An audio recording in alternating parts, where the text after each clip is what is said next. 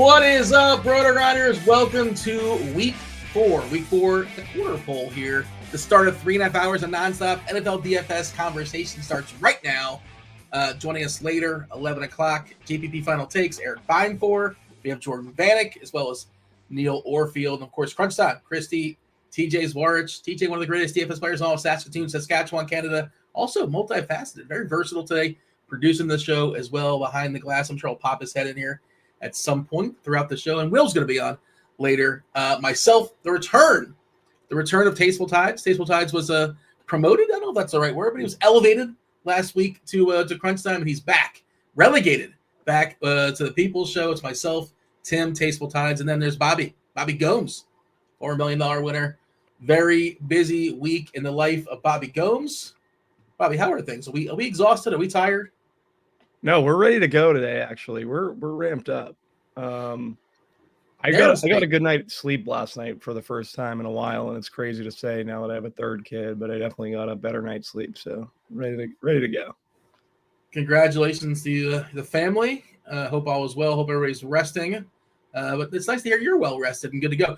Do you buy the narrative street? I'm told when you have a child, things of that sort. All of a sudden, are you going to bink something today? Should I be afraid if you're in my contests? Well, I bageled last Monday night, so I wouldn't buy that. Kid was born Tuesday. Were you making lineups in the hospital room? That kind what of happened?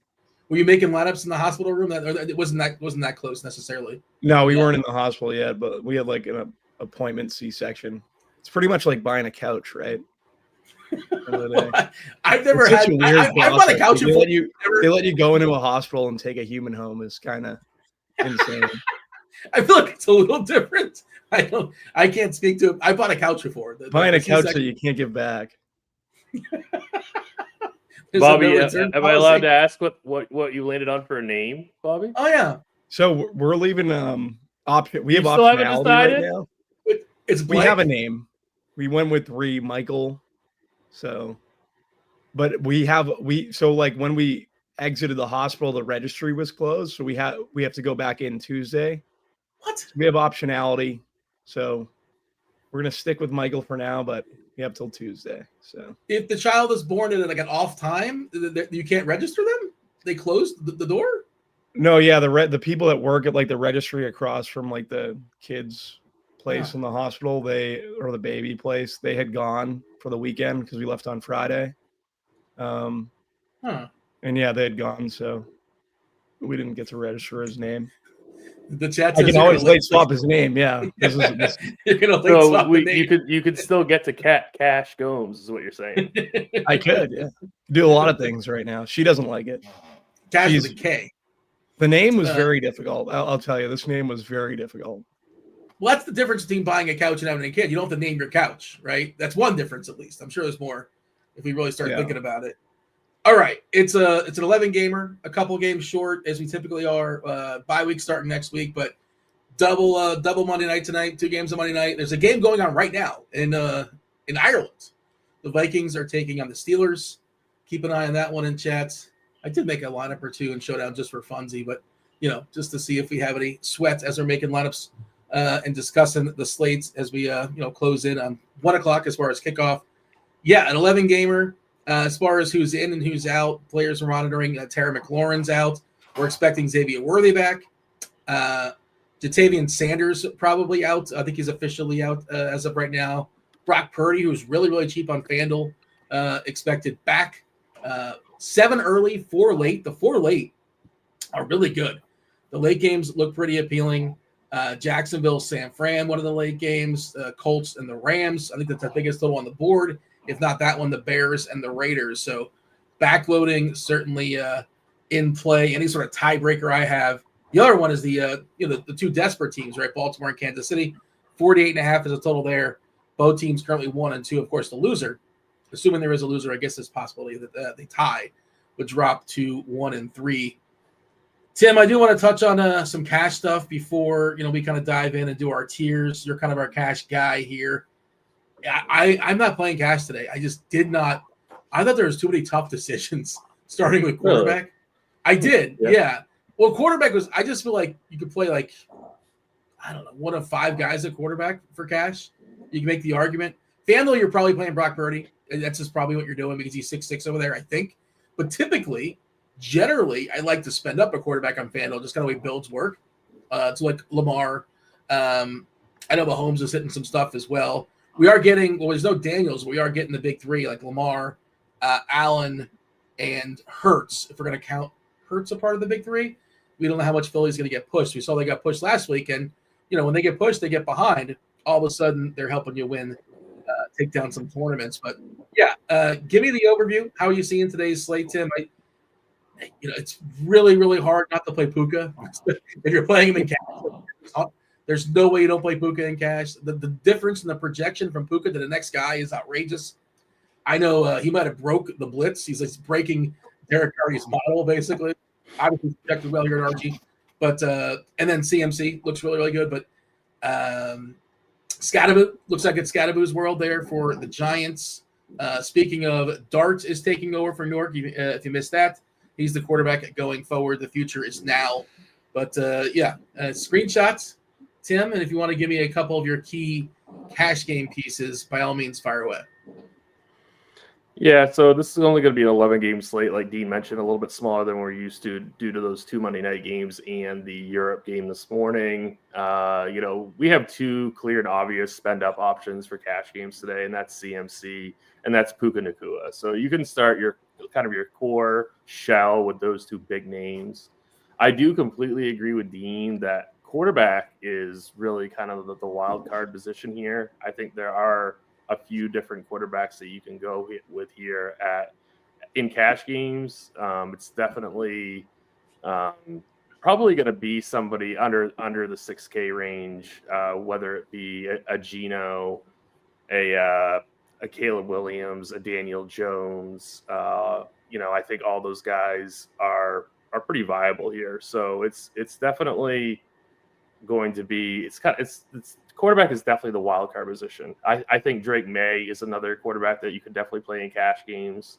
So really that whole mid-range, like 5K range is really strong today from a point per dollar perspective, which is what you want in cash. And then I also think that running back is another interesting position here. Like we, outside of CMC, we've got the Cam Scattabos, we've got the Amari Hamptons, but there are interesting pivots like that you could play in cash games. So like Ashton Jeanty, Tony Pollard, guys like that, I think can be used in cash games today. So I don't think like you absolutely have to play Scatterbo and Hampton.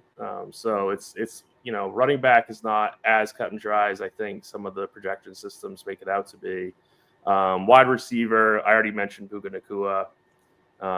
Getting into that Bears Raiders game is going to be really important today. So guys like Jacoby Myers, Trey Tucker are definitely value plays that you can get to. And then tight end is another position that I think is somewhat open as well.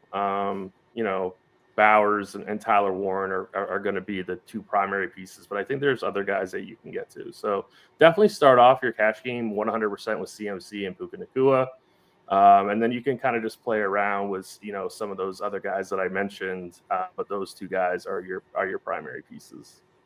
No McBride in this slate, and you mentioned Bowers, and like it's hard to say how hurt or injured he is. He's playing. He's got that big bulky brace on his knee.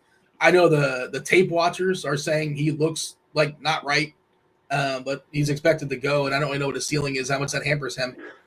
But it just feels like I'm a little bit less likely, but I love that game environment, of course, Chicago and Vegas. And it's not that hard to get the Bowers. But there's also a slew of cheap tight ends. I'm seeing it in the chat. Apparently, the Pittsburgh defense just scored a touchdown. Are they reviewing that? That's not good. Who plays defense in Showdown? That's not fun at all. I'm not sure if we officially have what do you got, DJ? Is it official? Is it reviewed or whatever? I haven't seen it. I'm not watching the game, but I just threw a bunch of Showdown teams in as well after seeing the Jaylen Warren news. But I do really wish I got into that contest last night so I could have been in the 100K to first one instead of, the 5K to first one. But because apparently Jaylen Warren actually has like a lot of ownership in the one that filled last night too. Oh, TJ doesn't even get out of bed for 5K. It's not even worth. I did it. I still did it. I was already out of bed, so I figured may as well. No fumble. It's still Vikings ball. Woo! Yeah, so defense is not optimal just yet. Hit that like button. Do subscribe. Turn on those notifications. What's up, chat? It is not just a football Sunday. It's a Superstar Sunday. What is Superstar Sunday? Well, we've been playing this all year long, so you probably know at this point.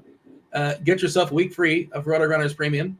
Football, baseball, basketball, hockey, NBA, PGA, WNBA, all the goods, all the bells, all the whistles. SimLabs, Optimizer, projections, articles. NASCAR is its own thing, but everything else. What do you have to do to do that? Jump in the Discord channel, rotogrinders.com/Discord, the live stream chat channel. Tell me what superstar I'm talking about. Producer TJ is going to be scrolling a clue every 10, 15 minutes or so, depending on the first clue, the first word. And guys, you guys know the rules. Don't spoil it. Just let me know in the private chat if you know the answer. Juice is actually the first clue. Juice. First clue for today's superstar. Bobby, how are you seeing the 11 gamer? Give me the overview on your perspective. Yeah, for me, it's really interesting, especially I think running back and wide receiver are very strong. And like you said, it's kind of like basically CMC, Puka, that are going to be like the chalky pieces. But I do think there's some good optionality that you can kind of go to elsewhere. I'm still going to be playing those guys, but I do think there are some other pieces. I really like Saquon. James Cook, I think, is fantastic, especially in that Buffalo game with the total being what it is. QB, too, like, I think it's going to be a very telling week for Daniel Jones, right? It's going to be a negative game script. They're playing in LA. Like, I think this game is going to basically tell us what Daniel Jones is for the rest of the season. If he's like this fantasy superstar that we've seen at the quarterback position for the first 3 weeks, they're going to be able to get pressure. He's going to have to throw. I think a lot of people are going to take maybe like I think people in cash games are going to go to Geno. I think I would just play Drake May or Daniel Jones. Yeah, that's kind of how I was looking at basically what people will do in higher stakes. I still like Geno, but yeah, just take the rushing equity there. Really like Drake May. If we were going on like just from a cash perspective, this Carolina team isn't really changing much from what they do on the defensive side of the ball week to week. The offensive line for the Pats is probably their weak point, and Carolina gets no pressure. So like Drake May at 5.5. I think he's very interesting. I don't know if you guys have considered him for cash, but I like it better for cash than I do for GPPs, just because outside of Hunter Henry, I don't know who to pair May with. That's my only issue. And even Hunter Henry's kind of playing enough snaps, it feels like it's pretty much like just the tight ends. That is but he can get there with his legs, right, at that price tag. So yeah, he can. I'm just worried, like, if he puts up 20, that's not going to be enough. Like I'm worried, in large field stuff, he'll have to bring somebody with him to be truly optimal. So, and really get pushed by Carolina. Yeah, that's another issue. Which I think like Chuba and Tet could have good games this week. So I think he could be pushed a little bit. Yeah. Both those guys, by the way, you mentioned, just want to get out of the way. I don't know if you guys saw it. They were both questionable. They're both expected to play, Tet and Chuba. Go ahead, Bobby. Yeah, I think they could be pushed a little bit. Like, I don't think that what's the spread? They're giving them 6 points almost. Like, yeah. I don't think the Patriots are 6 points better than the Panthers currently, but we'll see. So nobody. They're better than nobody by 6 points. Yeah, pretty much. I don't like until they prove it, right? I know it's a home game and stuff like that, but I think it's a wait and see approach. Like, I don't think the defense is as good as we would like to think they are in New England, especially versus like a receiver like Tet, who I think is super dynamic. And Chuba is the type of running back that can give them issues out of the backfield, especially catching passes. You're officially getting your guy back, right? Christian Gonzalez expected back. Yeah, Yeah, like they still give up a ton of receptions to good wide receivers and big fantasy points, big fantasy games to good wide receivers. So I don't really know what the difference is with Gonzalez in the lineup. I will say this, like, if I was thinking, like, I wouldn't do this in cash, obviously. But Jackson Dart at 4,500, I think in tournaments is pretty interesting. Especially they should be chasing, right? He has rushing equity. I think he could get you 18 to 20. I don't know how you guys kind of feel about that. I think it's likely too thin for cash. But do you feel like you have to pair him if you're playing him in tournaments, or can you play him? I think you can play him by himself.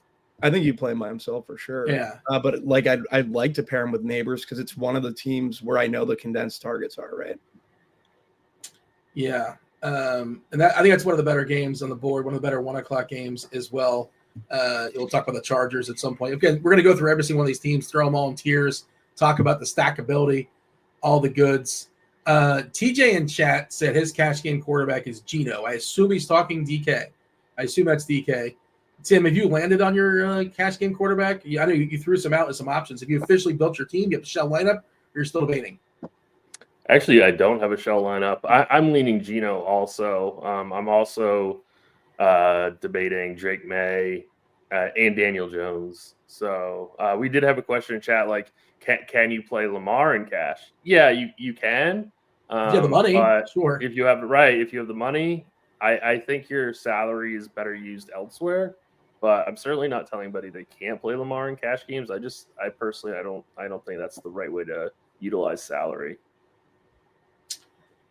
All right. Is there anything else you want to say as far as big picture on the slate before we just dive in and throw some teams and some tiers and everything will come up organically? If you have any questions in chat, by all means, we'll do our best to answer those. Minnesota kicked a field goal if you're interested.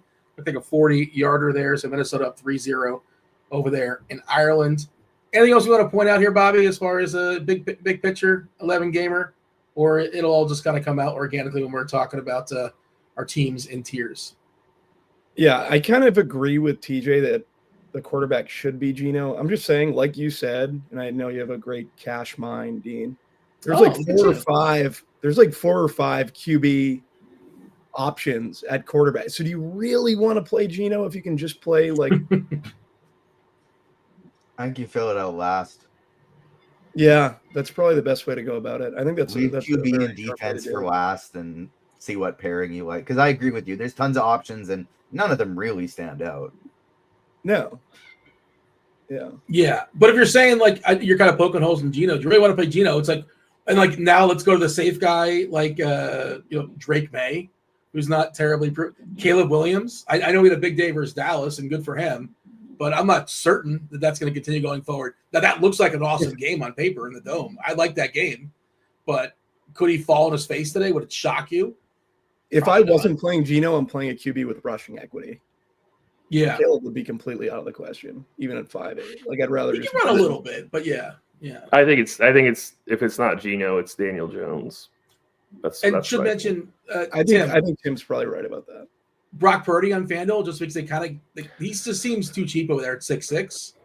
Yeah, that's a really that's a really good price on Brock Purdy on FanDuel. Optimizers are kind of giving different groups of quarterbacks right now. I'm seeing some Drake May. I am seeing some Geno still on FanDuel. But 6'6". I think that's really great, and he's only projecting for about a point less than guys like Geno and guys like May. So you're saving significantly. You're saving $600 to $600, $500. So I don't mind Brock Purdy at all on FanDuel. You're probably pairing him with CMC, so you're theoretically getting all the San Fran touchdowns. If you're talking about like building like a cash game floor. I just ran some optimals. I'm curious what I'm getting here as far as so I got 23% Purdy at quarterback on FanDuel. It is really flat. 18% May, 16% Allen. But Buffalo's got a 31 team total. It's just you gotta say that a couple times because the Bills probably not going to be all that heavily owned, Lamar 11%, Mahomes 8%, Dart 6%. So it's kind of all over the place. The stuff that I'm running, and the thought of maybe just like leaving quarterback for the end, I don't necessarily hate that for cash games. Do we have any winners? Did anybody bink? Anybody get a hole in one here? I don't think so. The Discord channel. Of course, inevitably somebody did have to guess O.J. Simpson. It's not O.J. Simpson. It's not Kyle Juszczyk. just to be clear, this is Superstar Sunday, and I know Kyle Juszczyk is a heck of a blocker, but I wouldn't say he's a superstar. Maybe that's subjective. Neither is Jarvis Landry. Several people saying Jarvis Landry. Would not say Jarvis Landry is a superstar. Barry Sanders, Dan Marino, McNabb, Kelsey, Russ. He was at one point. Russ Wilson, Barry Bonds. All right. We'll drop a second clue soon enough before we let's go ahead and drop that second clue. Let's get the people excited here. Second clue for Superstar Sunday giveaway week free of RG Premium. And then we'll dive in and we'll throw some teams in some tiers. Second clue, scrolling momentarily. I have to see what actually I put as my second clue, what I gave to, it's dog. Juice and dog. That is our first two clues. All right. So today's tier board. I made the tier board this morning. I was running late on time. I was making some FanDuel lineups. And today's tiers, boys, it's pretty simple. I know yesterday somebody suggested in one of the chats to do breakfast proteins. I didn't exactly do that, but I did something breakfast related. Eggs. How do you want your eggs? How do you like your eggs? That's it. Very, very simple. Different ways to have eggs. That's what I power ranked for today's tiers. Tim, how do you like your eggs? I guess scrambled. It's scrambled or over easy for me. Scrambled's the chalk. Yeah. Bobby, you an egg guy? Over easy. I don't even think it's a question. Scrambled? Bobby's right. Over Scrambled easy is like for like my kids, you know? Over easy is like the gentleman's way to eat an egg, in my opinion. The gentleman's way to eat an egg.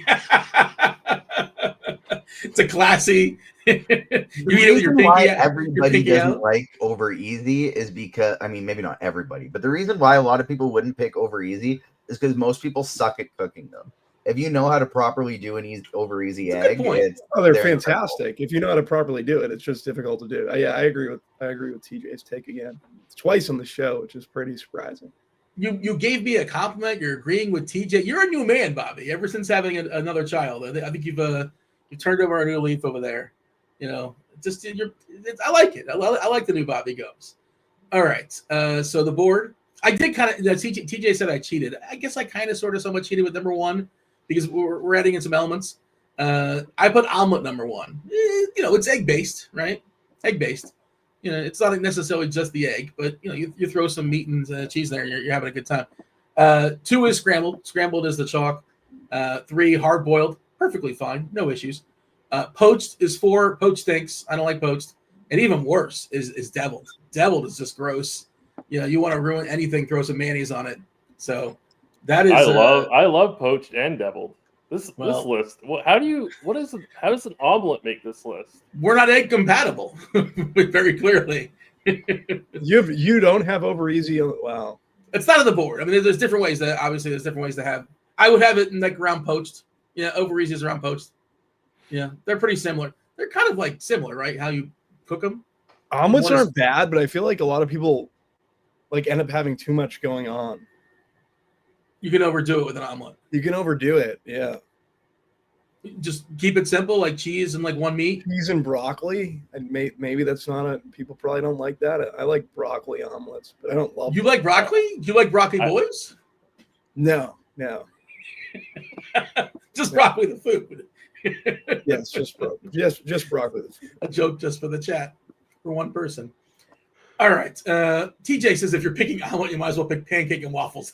There are no eggs. Another good take by TJ. No, that's a ridiculous leap. That's another a ridiculous leap. Are you trying to say there's no eggs in pancakes, Dean? Not real. I mean, not real. Whatever. It's like a mixer. I don't like your point. If I'm making an omelet, I will put an egg plus about 3 ingredients. If I'm making a pancake, I will put eggs, add milk and flour and baking powder. That's 3 ingredients. Counterpoint. I will put them in I'll mix both of them, and I will put both of them in a frying pan. Literally the exact same amount of ingredients and cooking counterpoint, TJ, counterpoint. Nobody in the history of the world's been around for a long time. Nobody in the history of the world said, you know what I'm in the mood for? Some eggs. I'm going to have some waffles. Nobody's ever said that. Nobody's ever said that. Then why do breakfast places have egg on a waffle with bacon as an option? Because people love eggs as a side. With their waffle. Not in the waffle. All right. Let's throw some teams and some tiers. Let's do it. 11 games. We got to knock it out. Philadelphia. Philadelphia is taking on Tampa Bay. It's 43.5 as far as the total. Philadelphia, 3.5 point favorite. We saw they were pushed last week. When they're pushed, their offense can do some things. Hurts was unleashed. Brown was unleashed. They had a great comeback there. A walk-off against one of the biggest bad beats of all time. Apologies if you had the Rams. Absolutely brutal. Bobby, you're going to bat first. Tim is the home team. I'll keep score. Eagles game again. So Mike Evans is out, and Godwin is back. Right, we don't know how much Godwin's going to play, but Evans, he's out. We got Godwin. Also, Wirfs, the elite offensive lineman, expected back for Tampa as well. Bobby, where do you want to throw the Eagles and the Bucks on the board? Eagles in hard boiled for me. I mainly like Saquon, so it kind of hurts the overall stack. I am getting some Hurts. I am getting some A.J. Brown, a little Devontae Smith, but I'm more into the Saquon and getting Saquon because I think today's the day he breaks one of these like outside runs, which we really haven't seen. I know Tampa, it's difficult to run up the middle, but you can get them on the edges. So that's where Saquon kind of operates at his best. Well, he operates great everywhere, but he's like a missile when he's going on the edges. So, yeah. In terms of Tampa Bay, I think Tampa Bay is a very difficult stack. I'd put Tampa Bay in probably deviled. The only one I like is Ibuka. Not going to touch Kate Otten. Yeah, it's mainly Ibuka. Don't like Baker. Yeah, not interested. All right, now, Tim, you get the counterpoint. If you want to move, you can move both teams. You want to move it, and then it's kind of up me if I agree with you, if I agree with Bobby, who sways me. Every once in a while, I'll yield to TJ. But, Tim, how do we feel about Bobby's placement? The Eagles right there in the middle with hard-boiled. The Bucks down in the deviled. I know you're not happy with the placement of deviled, but I guess you'll get over that. You're a big fan of deviled eggs. My apologies. But do you like what Bobby did here? Do you have any issues? I'm going to bump the Eagles down to the poach tier. The only Eagle that I have any interest in is A.J. Brown, who's still way too cheap, but he's just a one-off play for me.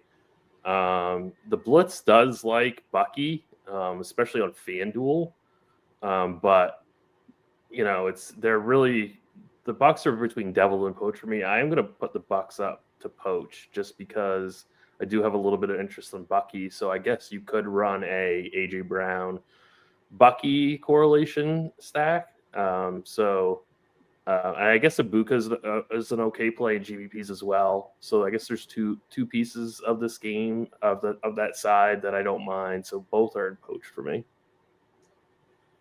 I'm a little torn on this one. I'm torn because you mentioned the Blitz. The Blitz does not like this game as far as plays, expected to be the fewest plays on the board. Philly is basically, can the opponent push them, right? That's what we've seen so far. They're thrilled to just run the ball and just kill the clock and win the game without actually throwing the ball, essentially. I don't know how much Tampa, the absence of Evans is certainly a big deal. They are getting, their elite offensive lineman back.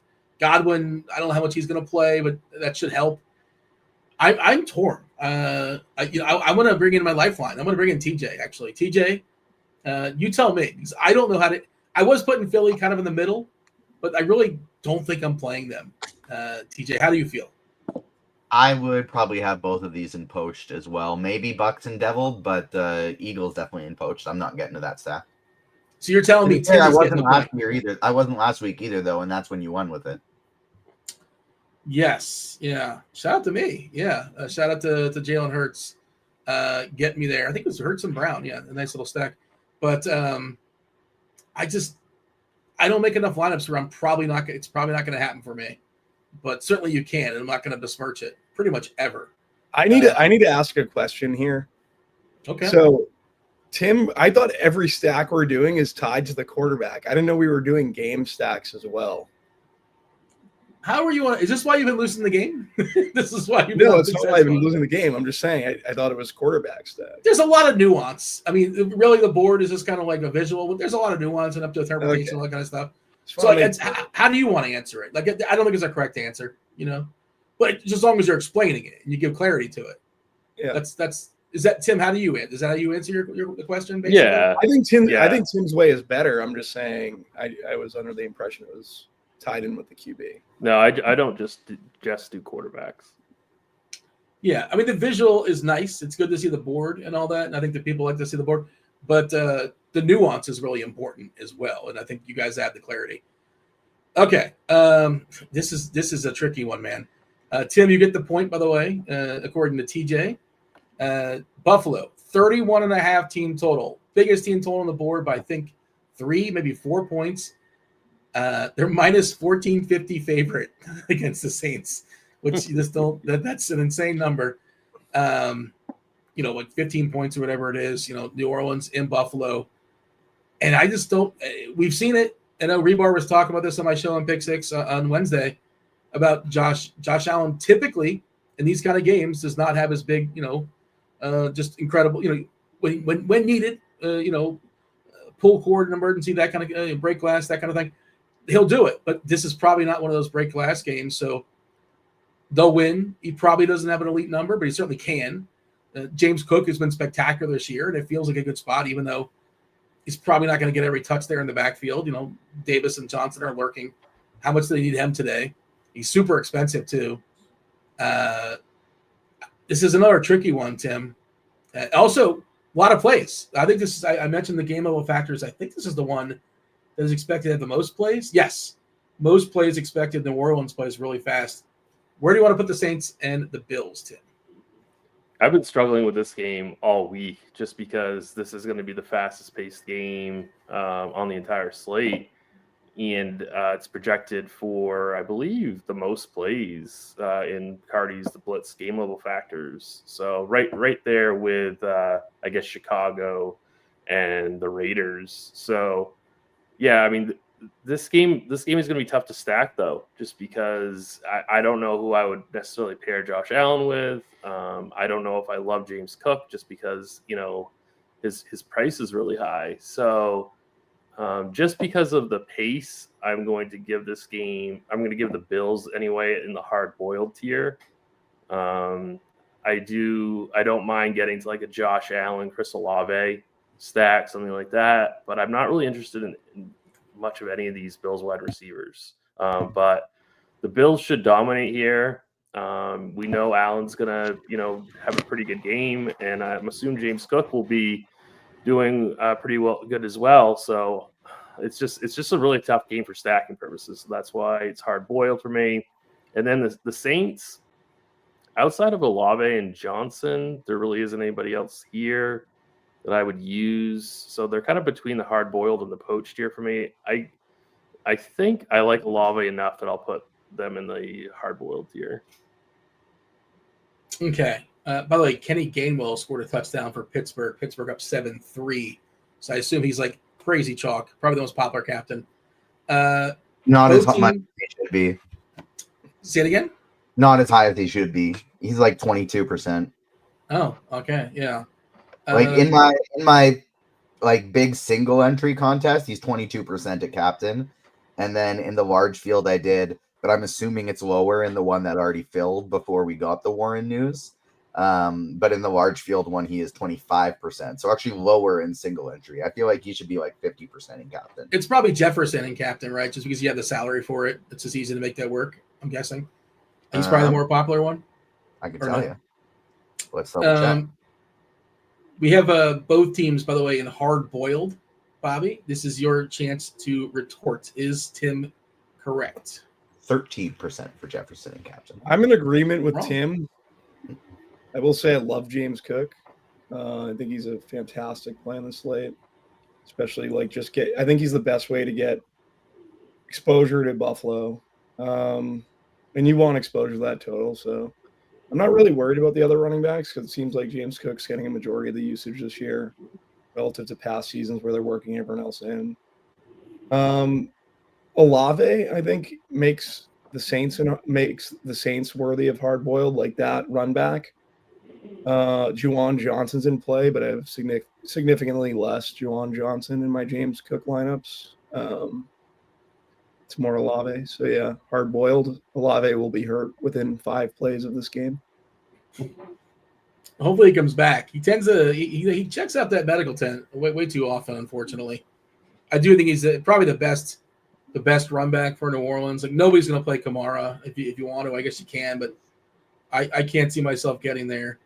Juwan Johnson, just another one of the slew of cheap tight ends. It's certainly worth a look. But I have no ruling to make. You guys both agree. I'm kind of surprised, to be honest, that you guys both agree that New Orleans is in the hard boiled. But that's it. You guys both agree? No ruling necessary. I think it's fine because Olave, and especially the pace, where New Orleans plays extremely, extremely fast. So, having exposure to some of these guys makes sense. I don't want to have too much, but I think they're fine to sneak in there. I am checking out the Discord channel. I want to see if we have any winners for you know what? We have a winner in 2. Unbelievable. Look at that. We have a smart chat. We'll continue playing out the game, but we do have a winner in 2. Shout out to Gray Bill. Gray Bill took it down in 2. Very, very impressive. Several people guessed Michael Vick. It was not Michael Vick. I know Dog was the second clue. Juice and Dog, not Chet Holmgren. I won't reveal it just yet. If you guys are not in the Discord, you can still play along. We'll still drop those clues. But do have a winner. Get yourself a week free of RG Premium. Producer TJ will slide in. Let us know. You can get scores and odds as well. It's dealer's choice, whatever you prefer. All right. Let's scoot along and go to the third game on the board. It is, let's see, the third game. Carolina and the Patriots. 42.5 total. Bobby, this is your team, your Patriots. They're 6-point favorites at home against Carolina. Ted expected to play. Hubbard expected to play. I think one of the more interesting dynamics in this game is trying to guess, is this the Travion Henderson coming out party? It seems like a great spot coming off of all the fumbles last week from Stevenson. Coach said that, he's not going to be punished. I don't know if that's true or not. We'll see. Coaches lie sometimes. But, Bobby, talk to me about the Patriots and the Panthers. Yeah, Patriots for me are going to be in scrambled. I know the receivers are what's keeping them from being an omelet. I do think Travion Henderson, this is the week where his usage expands. He's not my favorite play with May. My favorite play is everyone's favorite play, and Hunter Henry. Tight ends are the only pass catching group getting enough snaps. It's funny because there's 2 of them, but still Henry. I know he hit a ceiling last week. I still think he's probably the best option, but I do think Henderson gets in there. I love May's rushing equity in this game. I don't think the Panthers can get enough pressure. They don't get any. That should help this terrible Patriots offensive line, which is getting better, which should also help Travion get going a little bit. In terms of Tet and Chuba, I actually have interest in them. I think Tet's in a pretty interesting spot. I'm not getting him a ton as a game stack with Drake May, but I am getting Tet and Chuba. I'll put Carolina and Poach. I think Tet and Chuba are good one-offs. I would like May to be pushed more, so I probably should have them in May teams, but I'm not getting a ton currently. I think they're both pretty strong plays. I don't know. I don't want to pair them with Bryce Young. I know Sanders is out, so maybe that pushes up Tremble. But I don't want to play Bryce Young as a quarterback on the slate. So I don't know. I think Tet and Chuba are 2 pretty good one-offs. Not the greatest, but I definitely play Tet above Chuba. I like both. I don't know. Put the Panthers in hard boiled because I do like them more. I do like the Chuba and Tet plays more. I'm just not getting them as run backs, which seems pretty weird. Because I making some assumptions here, Bobby. Assuming Sanders is out, and assuming that the Loveland is out, cheap tight end, super cheap tight end. Do you like Tremble or Komet? If you're gonna pick one of those super ultra cheap tight ends, I weirdly like Gadsden. Oh, okay. See, Secret Door 3. Okay. Bobby and I are on the same page today. Apologies, I just got called up upstairs. Who is Carolina? Where are they? Put them in hard boiled because I like Tet and Chuba a lot, like enough that they should be in hard boiled, but I'm not getting them as run backs, but I feel like I should because if I'm playing Drake May stacks, he needs to be put. I feel like they need to be pushed more. Yeah. It's Gadsden and Komet Day. I'm with Bobby. Is Disley still out, right? I know they have Conklin, but it felt like Gadsden certainly passed Conklin by, and I'm pretty sure Disley is still out. Is that correct? You guys can confirm that? Fairly certain. Yeah, I think he's done. I'm pretty sure he's out. Yeah, 2-6. Yeah, so you certainly can go. I don't want to say dumpster diving. These guys seem fairly live. Super, super cheap on DK. A little bit different on FanDuel, just the way they price tight ends. You're not rewarded as much, I don't think, because those guys are not that much cheaper, by comparison than the real legit tight ends, the better tight ends. All right, Tim, we have Carolina in half hard boiled and New England in scrambled. What say you? I've got no disagreement here. I really like Travion Henderson today. He might actually make my single entry team just because I don't think he's going to be that chalky, and I think he's a decent pivot off some of these more chalky running backs in the mid 5K range. We saw him get the last 11 touches out of that backfield after Stevenson and Gibson both fumbled. So I'm kind of just gambling on him getting more volume today. And this matchup is fantastic. So I really do like Henderson. And then obviously you can play Drake May, Hunter Henry, and then run it back with Chuba or Tat. So I'm fine right where Bobby put both these teams. DK Metcalf, 80-yard touchdown. I don't know if that was a bomb or not, but yeah, 80-yard touchdown for Metcalf. Minnesota down 14-3. So yeah, you might want Metcalf in captain right now. That's looking pretty good. He's got 122 yards and 4 catches, and the second quarter just started. So there you go, some fireworks over there in Ireland. Okay, next up, it's Washington and Atlanta. 43.5 is the total. Mariota is quarterbacking again for the Commanders. Again, Mariota gets another revenge game. He's also without McLaurin. Maybe that elevates Zach Ertz, another potential cheap tight end. He's not in the the 3Ks, 2Ks, but he's 4-1 on DK. But like on FanDuel, he's pretty similar. He's essentially the same price, I think, as Komet. So that's kind of what I was talking about, kind of the point I was making over there. Drake London feels pretty cheap on DK at 5.7. Just considering, coming into the season, he was much more hyped than a 5.7 receiver. I know it's been kind of an up and down year for him. He was targeted a ton that first game, and he's another guy that sees the medical tent way too often. Tim, Commanders, Falcons, what do you got? In terms of stacking, I don't really like this game. There's definitely one-off plays that you can get to, whether that be Bijan, whether it be Drake London.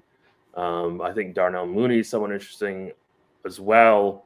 So there are definitely plays that you can make here. I don't want to build into this game that heavily, though. I don't think this game is going to be one of those games that you necessarily need to win a GPP today. So for that reason, I'm going to put both these teams in the poach tier. The Commander side, Debo with no McLaurin, I guess is okay, but he's it for me. I'm not going to play Mariota today. So really, I think I'm going to go, both these teams in the poach tier. Bobby, both teams hanging out in the 4-hole. That's both Washington and Atlanta. What say you? I agree with pretty much everything Tim said. Debo and Drake are fine one-offs. Definitely prefer Drake over Debo, especially for the price. Drake hasn't been great though, so I think he's my 5th highest exposed wide receiver currently. So yeah. What's your overall take on Bijan today, Bobby? I think there's going to be a lot of running in this game. In his price range, like I would much prefer, I think he's too expensive. Like I'd rather get to Saquon. I'd rather go up to McCaffrey So he's going to get squeezed. That's what I think too. I think we have him around 17% right now. Everyone's going to be clicking CMC, and then I think people are going to be clicking on James Cook, and then I think he ends up falling a little bit more close to that Saquon level of ownership, like maybe hovering around 10 or just under. So that does give me a little bit more interest in him, but it sounds like you're thinking kind of similarly. Yeah, I also think a guy like he's in like the same boat as like a Henry on this slate for me, and Henry's cheaper. So yeah, I think he's definitely going to be very low owned. He's obviously Bijan. He's a great play. Do what you want with it. I just don't know if he's going to make a lot of my stuff. We currently have a 19% on DK, and I'm with you guys. I don't think he gets that high because I think Taylor will come in at higher than 15%. CMC might come in higher, 27%, but Taylor is cheaper than Robinson, and I think people are just more attracted to that game. Now he might get receivers for the Colts. We'll get to that. That game overall just looks like it's going to pop in the dome there. I know Atlanta's in the dome as well. And Cook's another guy that 24%. I think both those guys might get a little bit more and take away from Robinson. I'm kind of afraid of not having enough of him because I'm probably not prioritizing him over Taylor or Cook. And that could end badly, but that's kind of where I'm at right now. Defensive struggle, by the way. You guys both agreed, so we're still 1-0. So if you had the under is looking really, really good. After, I think, was that 4 games down, right? After 4 games down, just one change. All right. Next game up is Cleveland and Detroit. This is where I forget. I believe, Bobby, this is your game. Cleveland, Detroit, 44. What is going on? I'm getting text. Sorry. Is everything all right? Everything's good, yeah. All right. 44.5, Cleveland, Detroit. I like Detroit D. Yeah. Like, that's pretty much like Detroit D.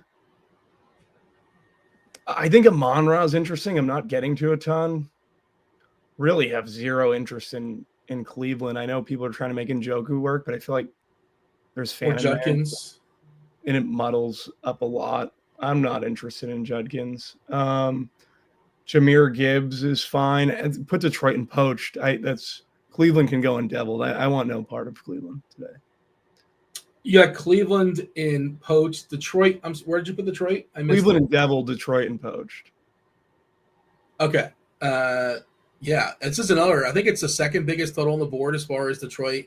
Another one where they're a massive favorite. You mentioned the Lions defense. So the Lions defense are in play. Cleveland, they look like a pass funnel, right? They've been spectacular against the run. They shut down Derrick Henry. We saw Lamar, I think, get 4 touchdowns on him in the air. I do love the idea of Amon-Ra for tournaments, or even like JMO versus if JMO is going to be 2%, like, man, he just needs kind of sort of just one play, just a couple plays to get there. I don't mind Laporta because people are going to be spending either up or down, and he's sort of in the middle, right, at tight end. I think he's an interesting middle spend at tight end, and Detroit's going to put up 28 some way. And Gibbs, another guy, just probably not going to get played. Montgomery not going to be played at all. Tim, I'm curious as far as your thoughts. We do have Cleveland in the 5 hole, just absolutely buried, and then Detroit hanging out and poached. What say you? I'm going to move them both up 1 tier. I think Jared Goff at home is always pretty interesting. They do have close to an 28 implied team total. So I think we have to have some interest there. So I don't mind getting to an Amon-Ra, Jared Goff, skinny, run it back with a Judkins or one of the Cleveland tight ends. But really, I don't think this game is super attractive. The Browns D is pretty good, but I just don't like to necessarily say no to Goff and company at home. My counterpoint as far as Goff, Tim, is and you're gonna hear me say this all the time. If I'm gonna play a quarterback in tournaments, they kind of need legs. You make exceptions sometimes. Goff, no legs. He's got to go 303. He just has to. He has to go 303. And I guess he can. I don't know how much Cleveland's going to punch back, but we already have that guy in Matthew Stafford. And that one just sort of like feels like where he might need to do it more so than Goff needs to do it, if that makes sense. I just think Stafford's the better option amongst those two. That here's your quarterbacks that can't move but can go for 303. But the other counterpoint is Goff is just not going to be owned at all. I'm more likely just to play Amon-Ra by himself or J-Mo by himself and not play Goff, or Laporta, like one of these pass catchers. But in the context of stacks, I'm gonna leave with Bobby. Let's go back. Let's go back to Bobby. Let's put Detroit in poached and Cleveland in deviled. You certainly can't run back one of those tight ends. If you want to get extremely goofy, I guess Bond is like a 3-1 cheapie. Pivot off of like we'll talk about Metcalf, Mitchell soon enough, I'm sure. But Bobby, you get the point. We're tied 1-1. We're moving Detroit down to the 4-hole, Cleveland in the 5-hole, and we are moving along. All right, Tim, you're up. Tennessee, Houston. A lot of people, and speaking of defense, a lot of people want to play those Texans today because this Titans offense, I know Board has shown some promise, but that Texas defense is legit. Team total for Tennessee is less than 17. They're pretty big dogs here on the road, 7-point dogs. And then Houston games just like they're anti-fantasy points, right? Because their offense is terrible, their defense is good, and just like there's no fantasy points scored in their games, it seems like. I'm curious your thoughts, Titans and Texans. Can you sell me on any stacks here? I definitely cannot sell you any stacks this game. This game to me is ridiculously easy. It's Tony Pollard, and that's it for Tennessee. Maybe some Nico Collins as like a one-off, but that would be it for me for Houston. I really have no interest in this game outside of maybe Tony Pollard, just because he does get around 90% of the snaps in that backfield. So he's going to be out there a ton, but I just don't have much faith in Tennessee to put up enough points. So that's the only, that's the argument against Tony Pollard. So really, it's pretty easy. Both these teams in the deviled tier. Spears eligible to come back, I think, next week on fire. I'm not sure if he's on track to do so, but yeah, we've been waiting for Pollard to really have that breakout, all the touches, and certainly he should have some volume. By the way, I want to bring TJ on here in a second after we knock this out. I want to hear his take on the Lions because he's probably right, but we'll have that conversation in a second. But Bobby, any issues with both the Texans and Tennessee in the 5-hole? You want to argue against it? I don't want to argue against it. I like both defenses. Not really interested in the stack. I think Christian Kirk is someone who might go overlooked. I think he's at 4-4 on DK. Maybe as a one-off. But I don't love this game, so I'm with Tim. I was going to ask your favorite play, and I guess mine would probably be Collins, but he's another one of those guys where I'm more likely to play the dudes that are similar priced around him. But I guess that's part of the old tournament game. All right. But did you give Tim? Did you give your favorite play in this game? I guess your favorite play was Pollard. It's just Pollard. It's just Pollard or Nico. TJ, jump on here. You said in the chat Lions should be scrambled, which is tier 2, and I'm sure it's a good take. Yeah, I imagine you're going to give the take, and you're probably right if you're in large field stuff, if nothing else. Second highest implied team total on the slate. Jared Goff projecting for less than 2% ownership. Cleveland has been the best run defense in football so far. Not the case for pass defenses. So I think we're going to get a lot of play action, a lot of Jared Goff throwing the ball. Detroit onslaughts seem to win tournaments like twice a year. So I think it's, especially when they're at home and especially when they're projecting for low ownership, if you're playing more than a couple lineups, it's important to get some Detroit onslaught exposure. So 2 of my 20 lineups have Goff, J-Mo, St. Brown, and Laporta. What about any run backs? 10 teams. Can I get to Goff in 10 teams? I would do it in one of them. One of the 10, I would do Goff. Yeah, I would get to them in 10 teams. Did you force a Cleveland run back in any of those lineups? One of them I put Judkins just because I don't like it, but he's been so involved. And so I think he makes a really nice pivot off of those Scattabos, the Hamptons. But I only have him in one of them. I went run back list in the other ones, because like this could be a case where it's Detroit. Like they keep putting the pedal on the metal even when they're winning. And so this could be a case where it's like 40-10. Well, they didn't show mercy against their old coach, but maybe they show a little bit of mercy against Cleveland. Maybe. I'm not sure. But They never also have, though, against anybody. They sweep the leg. Yeah. Yeah. I don't. And you said like they twice a year they pay off tournaments. They already did it once. And we saw it just not too long ago. They dropped a 50 burger on Chicago. Okay. Anytime they're at home, literally, I feel like they're worth taking a shot on. Anytime they're in a dome. Yeah. You know what? I think you should move them to hard boiled. How about that? Thank you. Yeah, but it's official. The scoring's already in. The scoring's. This is one of the league. The game's been played. No, you can give it. You can give it. It's fine. It's fine. The game's been played. The whistle's been blown. We're down to 0, but now we're tweeting out like our bad. We scored that one wrong, Tim. So just so you know, you were right, but it's just not on the scoreboard. You know what I mean? And now you can take the fine in the press because you'll say something bad about me. But that's where we're at. I get fined every time I say something bad about you, Dean. Well, that's a pretty big piggy bank we need for that. Yeah, I was gonna say my wallet's gonna be pretty empty. Chargers Giants is the last of the 1:00 games, 43.5 total. It is Jackson, Dart, Season, Dart, and Scatabo. Scatabo leading the way today for the Giants.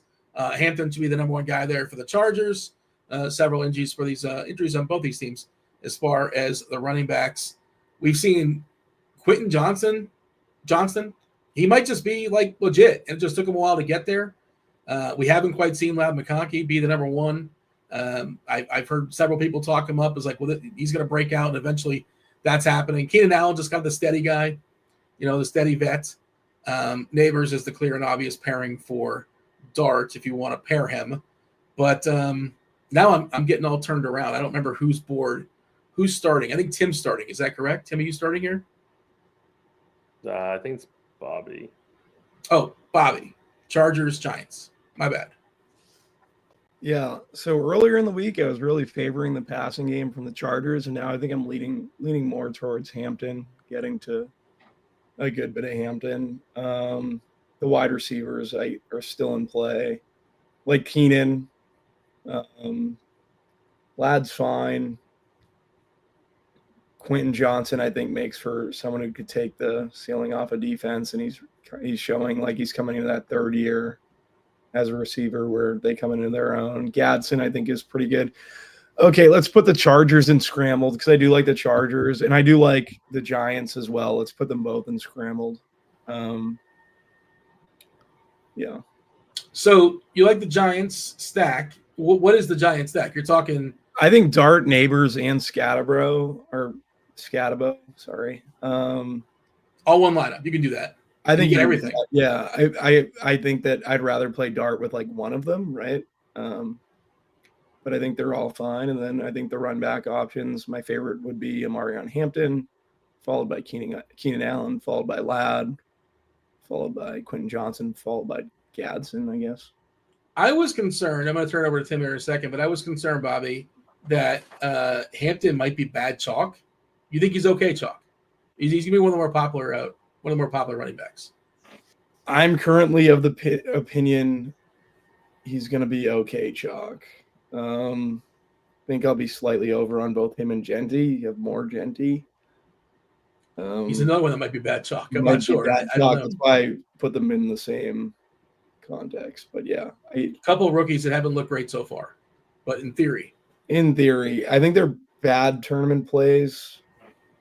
Right now, it's what my projections are giving me, so I'm going to trust the project. Like, my favorite running backs aren't those two. Like, I'd rather go to Saquon and James Cook. I think those two are my favorite by a good bit, followed by Chuba, Kyron, Christian McCaffrey, etc. But yeah, I do think one of them gets there. So yeah, playing enough teams to where I'm including both. Yeah, I don't hate the idea. Well, I mean, I was considering making some, I don't want to say rules, but like guidelines. At least one Raider in every team, at least one, one of the Rams, receivers. If not, maybe adding Kyron, like one of those three in every team. And maybe one of the 3 Chargers receivers, but I don't think I really want to play Keenan Allen. Like, he's fine, but I just feel like McConkey and Johnson have bigger upsides. By the way, we are scrolling the Superstar Sunday. Rock is the 3rd clue. We already have a winner, but we'll play it out for fun. 4th clue is respect. So Juice, Dog, Rock, and respect if you're still playing. Graybill took it down in 2. Tim, we have both teams here hanging out in Scramble tier number 2. Do we agree or disagree? Yeah, I actually completely agree here. I think there's a lot to like on both sides of this game. Whether you want to go with Hampton or go with the Chargers pass attack, I really like both sides. And then the Giants, while they are terrible, I think they're going to be pretty condensed, and due to the prices of Dart and Scatabo, they're pretty cheap to get to. They're very, very accessible. So, and then of course you have Malik Neighbors. So, yeah, I do like this game from a stacking perspective. I really do like both sides, so I'm fine with them both being scrambled. Neighbors we're currently showing at about 9%.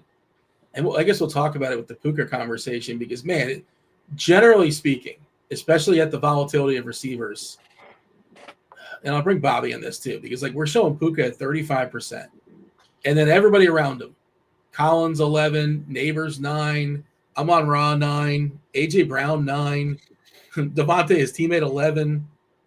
Like the book says you're supposed to like not play that much Puka and just play the other guys more. That's what the book says, right? Without knowing anything else. But God, the Puka roll is just insane. Do you have a plan of attack for that thought in general? Are you in on 35% Puka in tournaments? I'm probably going to play the other guys more in tournaments. That's kind of the route I'm taking. My most leverage is Ricky Pearsall. I'm going to have Keenan Allen, but Keenan Allen could be 2 different guys, right? So my projections are just pushing Keenan. Yeah, in terms of Puka, currently I'm at 40%. Just with the field, basically. Yeah, just around the field and higher stake stuff. But I'm not like going crazy. Then he comes in around like 35%, so I'm like 5% over. But I don't. He's not like the guy I'm getting the most leverage on for sure. Like if people are going to play him, I wouldn't be playing him at 70%. No way. I think the direct leverage is, and I'm curious what Tim's doing too. I think it's a good conversation to have, and I'm sure the guys coming up after us, I imagine they'll talk about it as well. GPP Final Takes with Beimfohr, Jordan Vanek, and Neil Orfield, as well as Crunch Time. And Tim, especially for us, we tend to focus on single entry, 3-entry max stuff where a player is 35% owned in large field. Puka's going to be 50, 55%. I don't know. An insane number and our guy Broccoli Boy in chat is saying that he's just too cheap, and he is. And not just that, but he's priced where he should be on FanDuel, where his game he's not rewarded as much because right. FanDuel, it's not full PPR, and he's not going to be a zone over there. He'll be 27% currently, right? And you want to score touchdowns over there, and he's not really been targeted for touchdowns this year, at least not in the red zone.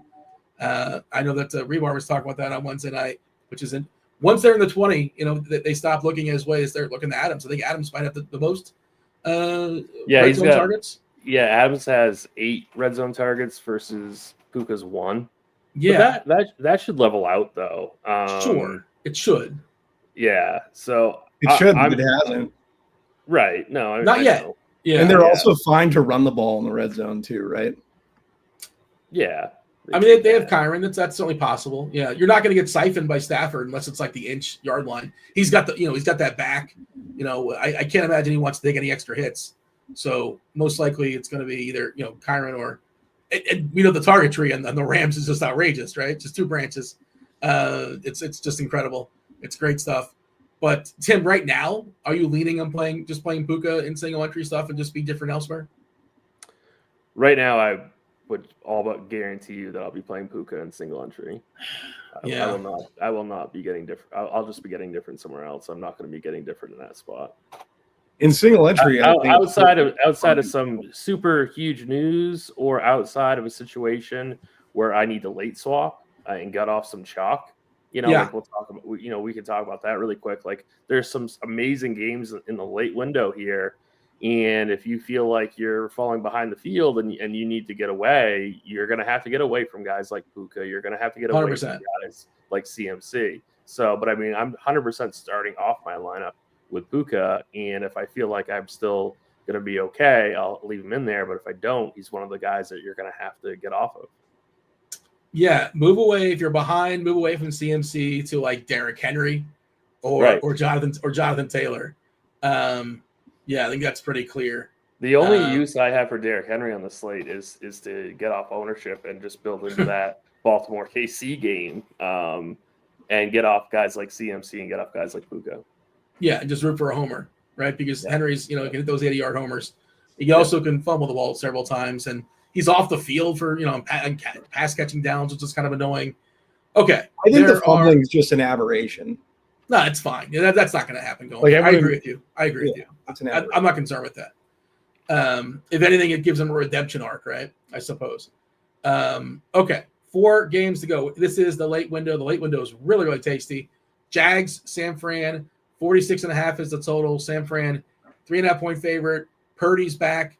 Both Pearsall and Jennings were banged up throughout the week with practice and all that. They're both expected to play. That's where we're currently at. I guess Brian Thomas is dealing with a hand. I guess he's playing through it, not spectacularly. But, Jacksonville is a 3.5-point dog here. And I believe, you know what? I forget who's up again. I think it's Tim. Tim, you're starting us off. San Fran, Jacksonville. Jacksonville, I really don't have any interest in at all. I think that they're pretty clearly because San Francisco is going to get some ownership. Maybe you want to get some exposure to some bringback. So I guess I'll put Jacksonville in the poach tier. But really, I don't have a ton of interest in them outside of maybe Brenton Strange. I think Brian Thomas Jr., at least in large field stuff, is viable, even though he's been horrendous to start the year. So I'm going to go Jacksonville and poached. Niners, I'm kind of in between hard-boiled and scrambled. I think I'm just going to put them in the hard-boiled tier. Like I know that CMC is a really strong play. I've been really high on Ricky Pearsall all season, so I don't mind him. Do we have news on Pearsall and Jennings? They're both expected to play. Okay, Jennings is expected to be limited, but they're both expected to play. Okay, yeah, so I'm fine with San Francisco in the hard-boiled tier. Bobby, it's 1-1, and I'll have you know, Bobby, no pressure, but there's an opportunity to steal. There's an opportunity to steal. I know there's a big opportunity to steal. Jags and poached. I think Tim's analysis was pretty good. Brian Thomas is probably the strongest play. I have no interest in ETN because Tutu is coming at some point.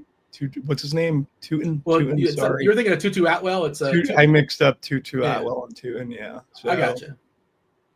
And then San Fran, I'm putting in scrambled. I like Purdy. I really like Pearsall. I think McCaffrey works. It's very condensed. If Jennings plays, I think he's fine as well. San Fran's a team that I like to be over on. Yeah. There was an opportunity to steal, Bobby, and you didn't blow it. Yeah, I agree with you. I thought Tim put San Fran a tick too low. If not CMC, I like Pearsall. I'm a little bit concerned about the limitations or the possible limitations of Jennings. You just don't know with these things. He tends to gut it out. Like he gutted it out last game. It was awesome, but you never really know. And there is some hesitation.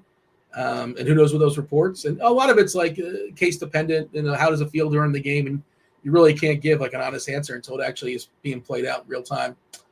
Okay, 3 more games to go. We have tournament takes. They're coming in GPP Final Takes coming in about 17 minutes. Neil Orfield, Jordan Vanek, Erik Beimfohr, 3 games to go. Still no teams, 0 teams in omelets. That may change. It's the Colts and the Rams. 49.5 is the total. Bobby, it's your board. The Rams, 26.5 team total. This game is high and tight and in a dome. A lot of interesting pieces here. We've talked just a minute or two ago about Puka. Puka looks incredible. The role has been outrageous. The targets have been outrageous. I think Davante Adams is a really incredible pivot. Speaking of, there might be some concern with his hamstring. I assume he plays mostly full. He's also 33 years old. They also have a game on Thursday, and maybe he's just limited on Thursday, and they let him play this game. I don't know. Maybe that's why they're talking about his hammy. Tyler Warren, one of the more popular tight ends for the Colts. The absence of who's the guy that's concussed for the Colts? Alec. Somebody help me out. Alec Pierce. Yeah. So that means Pittman's role gets bumped a little bit. The addition of A.D. Mitchell might get some more reps, and he just needs one ball. He needs one deep ball, and he can get there for sure.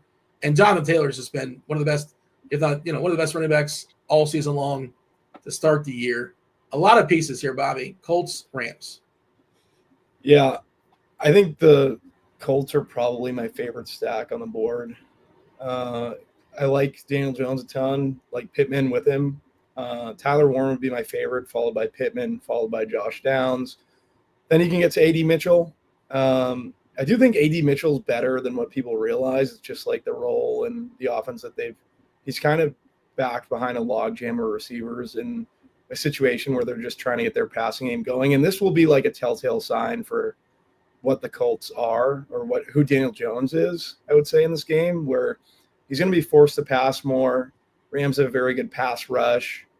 The one guy I'm not over on, which makes me a little concerned, is Jonathan Taylor. We're seeing tremendous usage with Daniel Jones in the lineup currently, but I'm leaning more of the Jones side. I think the tournament pivot is to kind of take the wait and see with approach with Jones, but I'm fine with Jones. And then on the other side, I like Stafford. He's been fantastic, especially when throwing the football. So Puka, Davante Adams. Tim talked about Davante's like red zone usage. It's been extreme. And then Puka between the 20s, and we know Puka can break out play, and it should level out at some point.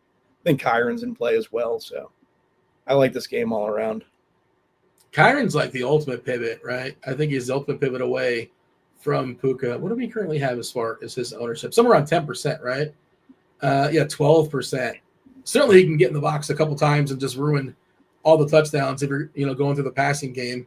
Both teams here, Tim. Both teams hanging out with omelets. What say you?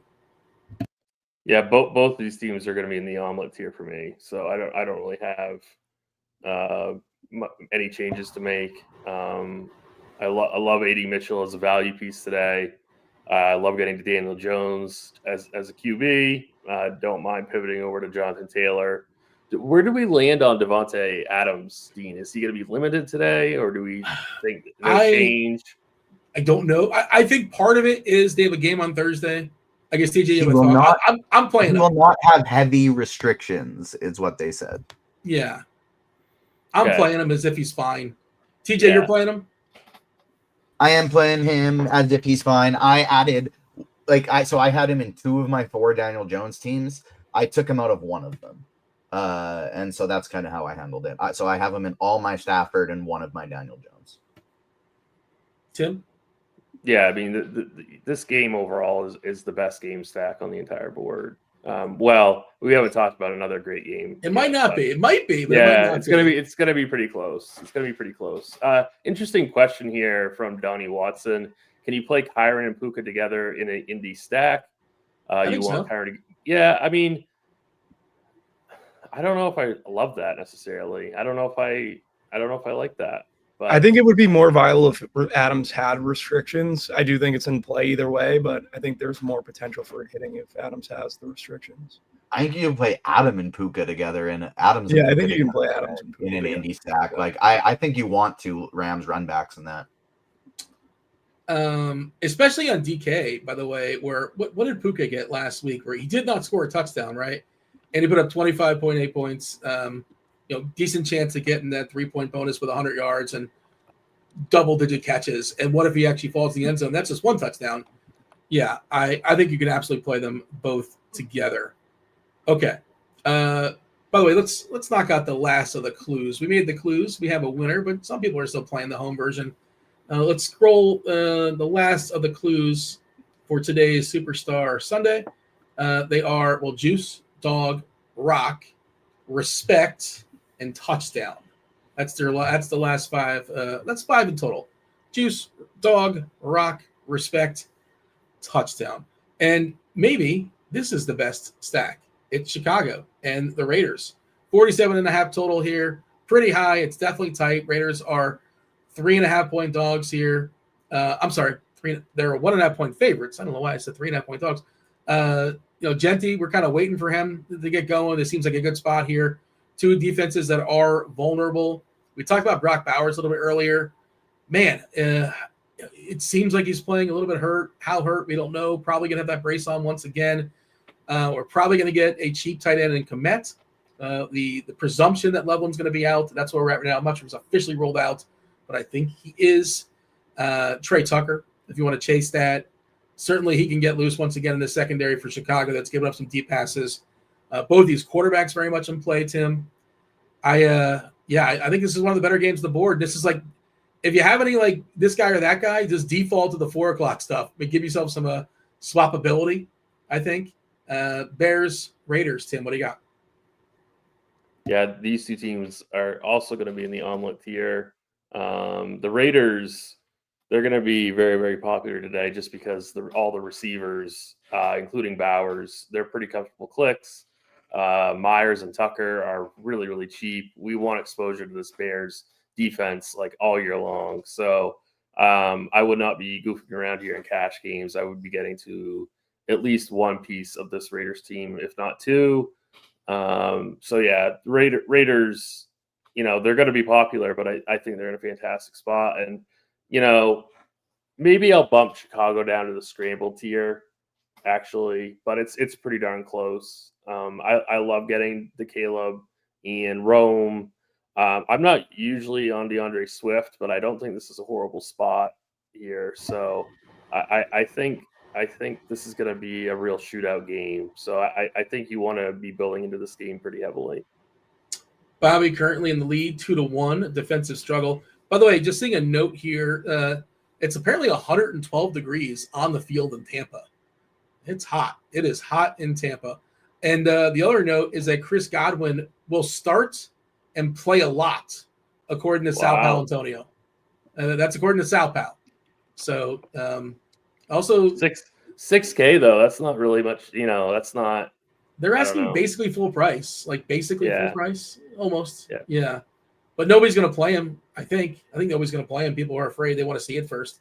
Who's this? Sorry, I missed. Chris Godwin is reportedly going to be playing a lot.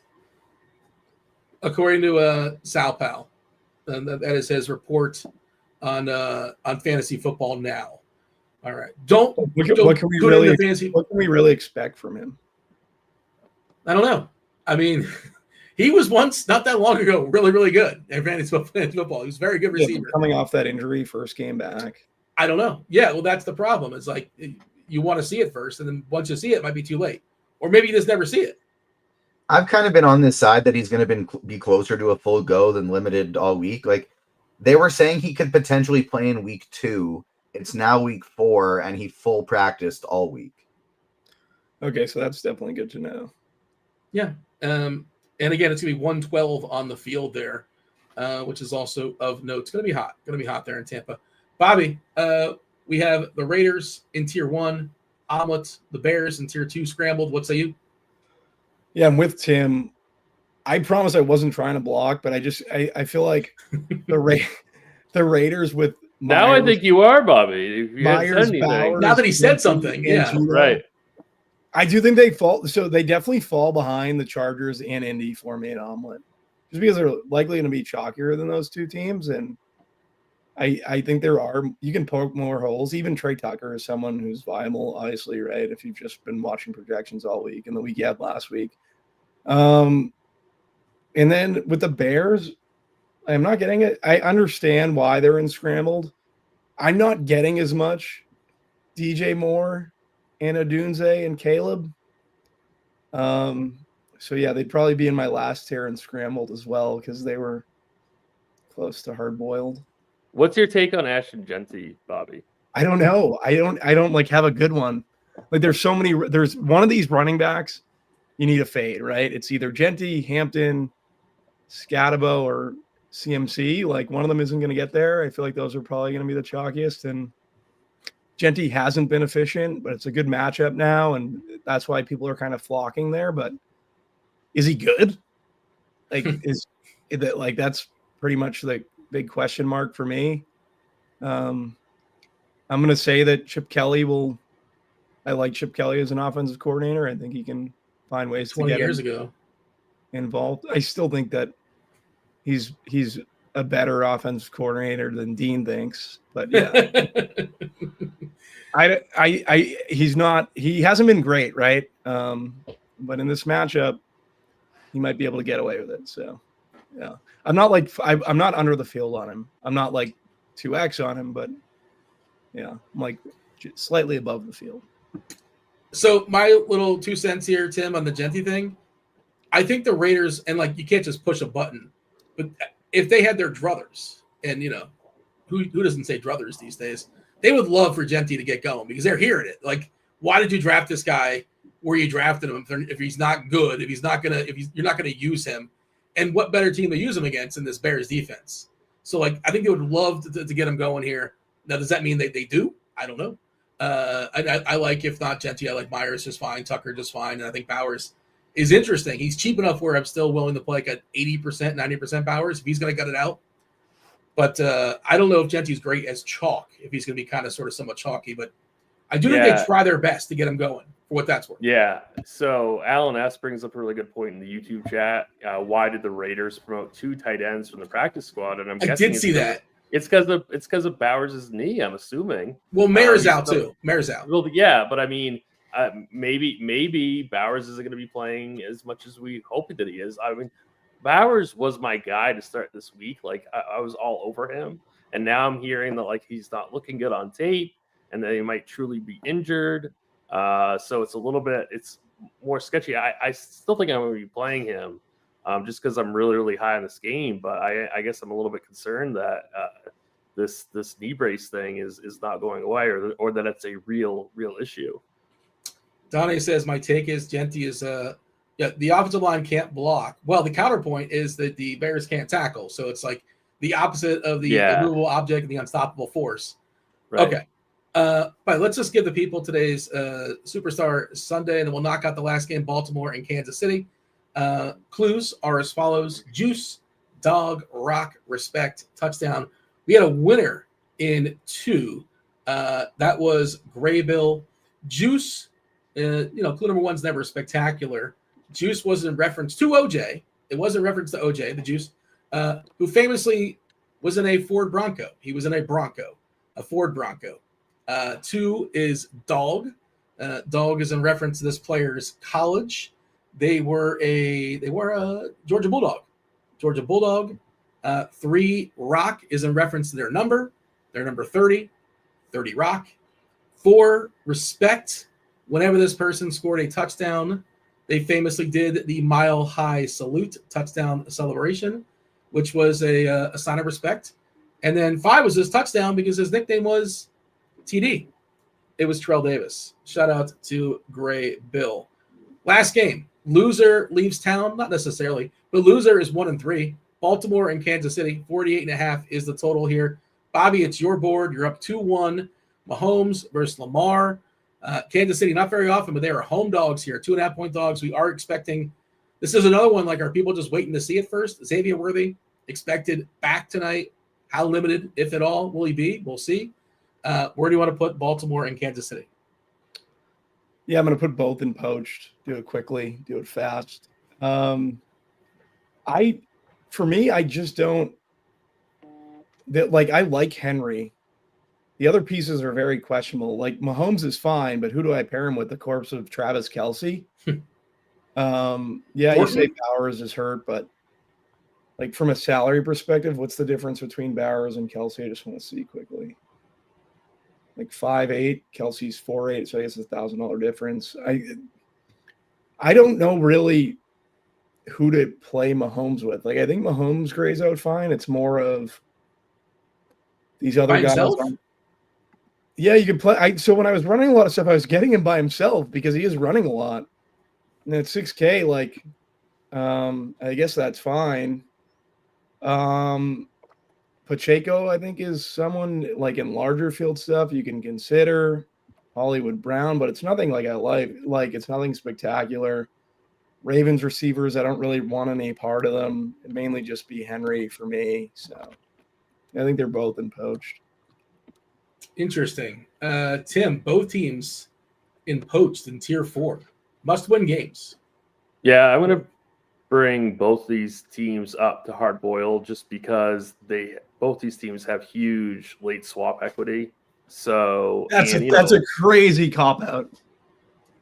I disagree with late swap equity, using that as a way to get over. Like, hey, I mean, you got to work all the angles. I agree with it. I agree with it, but that's difficult for me. I'm just going to push back if Dean goes the other way. All right. Well, we already have a protest then. So yeah, this is the game that you're going to be pivoting to if you're feeling like you're lagging behind the field. Patrick Mahomes at 6K also, I think, is an interesting one-off just because, he's right around that same like Geno tier in price, same Caleb Williams tier. The problem that I have with Patrick Mahomes is like, who do you pair him with? But on the other side of that, he's done a tremendous job with his legs this year. So I think that if you have extra money sitting around in cash games today, I wouldn't mind playing Patrick Mahomes, really. Like if you really like your team and you're like, oh, I got an extra few $100 to get off, Geno, I don't hate that. So, and then, Lamar obviously is fantastic. Again, not convinced that I really know who I pair him with, but again, another quarterback that does fantastic just with his legs. So I think this game does have some decent, fantasy value. So, Bobby, you held on strong, and you flopped in the fourth quarter. Tim, he got 2 points on. What a way to win, though. What a way to win. He blew it. Yeah. Tim, last second, he pulls out the victory. I actually agree with Tim. It makes sense. You disagree with yourself from 5 minutes ago. I disagree with myself. You're both wrong. Raven should be in scrambled anyways. Yeah, I mean, look, I can only do so much. Who are you pairing? Who are you pairing with the Mahomes, TJ? Thornton. I'm not playing Mahomes. I'm playing Lamar Jackson and Raven. Who are you pairing Lamar with? Zay Flowers, one of the best fantasy receivers in all of football. Yeah, it was great the other night when he had one catch till the second half. Oh, you're saying Baltimore. You said Baltimore should be in screen. Ravens, yeah. I mean, I'm not gonna. I don't care if somebody had a bad game. I know. It's the only worry about today and today only. I know. I'm not copyright. Yeah, and I like the idea of Henry as a potential pivot if things go awry. You got to catch up a little bit. Likely to play. There is a note that likely is expected back today. Ooh. Murking up the tight end stuff a little bit there. We saw Mark Andrews get a couple touchdowns last time, and I don't know how much likely he's going to play, if he's going to be limited or not. But the expectation is that he is going to go. We should have in a second the GPP Final Takes team being fully assembled. Neil, Jordan, and Beimfohr should be coming here in just a minute. I do want to recap the board for the people. All right. Did power rank eggs, different ways to have eggs, tier 1, omelets, which is kind of sort of people were saying I was cheating by saying omelet, but whatever. That's the dominant ingredient. Rams, Colts, Raiders, 3 teams in omelet. Scrambled, we have the Patriots, the Chargers, Giants, 49ers, Chicago. Hard-boiled has got 5 teams: Kansas City, Baltimore, Detroit, Carolina, the Saints, and the Bills.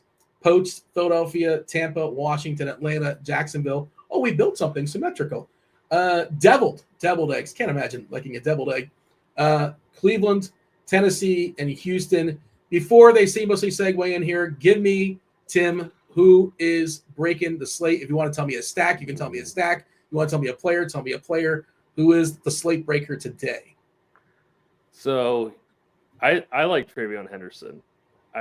He won't necessarily break the slate, but I don't mind him to outscore some of these other 5K running backs at under 5% projected ownership. So Trevion Henderson is my guy today. That's going to be low owned. That will win you a GPP. All right, Bobby, see it and raise it. Be ambitious. I have 2 plays, and I have to hop off here before we go into the next because my girlfriend's calling me. And Okay.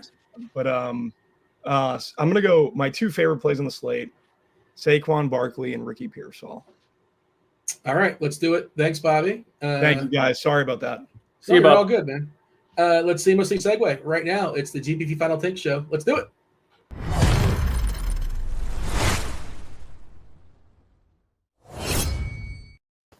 All right, they're fully assembled. Neil's got his flannel on. Everything is back to real life.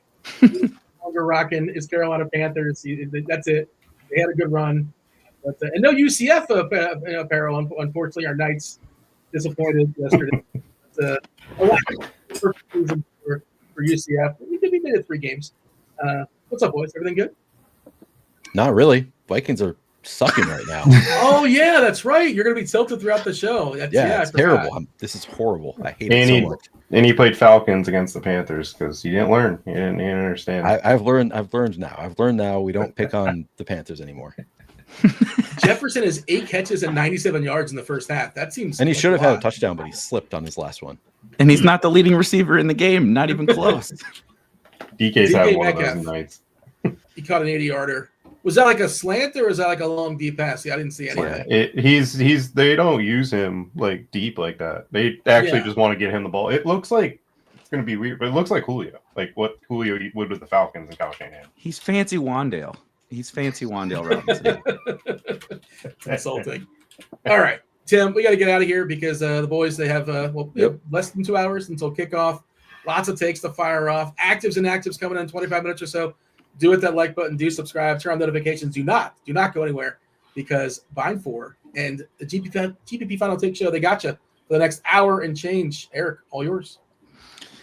Shout out to the People Show. Hopefully everything is good with Bobby, and welcome to GPP Final Takes. If you've not joined us before, welcome. I am, of course, your host, Erik Beimfohr, joined by 2 of the sharpest folks around. Guys, it's been a really fun start to the season. This slate feels like different than what we've had up until this point. We will get into it on this show. We're not necessarily going to go game by game. We're not necessarily going to go position by position.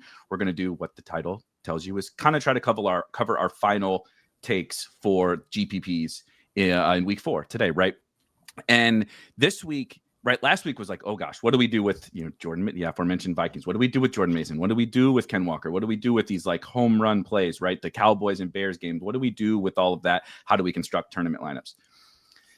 To me, this week feels a little bit more like a real or fake, right? Like where the field is latching onto things is more so about like what we've seen in the first few weeks. They've made pretty bold proclamations of, okay, yes, I believe in this thing, or I'm still buying the Eagles, or I'm buying the Colts, right? Or, yep, Amari and Hampton, right, is a smash now that Najee Harris is out, or whatever.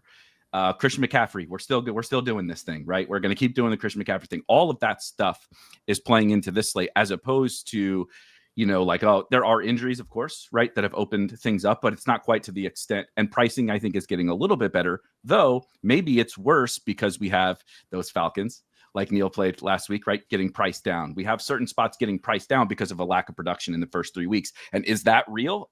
Are these new prices correct? Or were we correct heading in to week 1? That's kind of what I'm thinking about this slate. Neil, I don't know how you're when you open it up, what you're thinking. First of all, bearing the lead, congratulations to Beimfohr for winning $50,000 a week ago. We haven't talked about that yet. That was pretty cool. It was pretty fun. So I will just say, I played a very chalky lineup. I played everything that we talked about last week. I want to shout out Tyler Conklin, best cheerleader I've ever played in DFS in my entire life.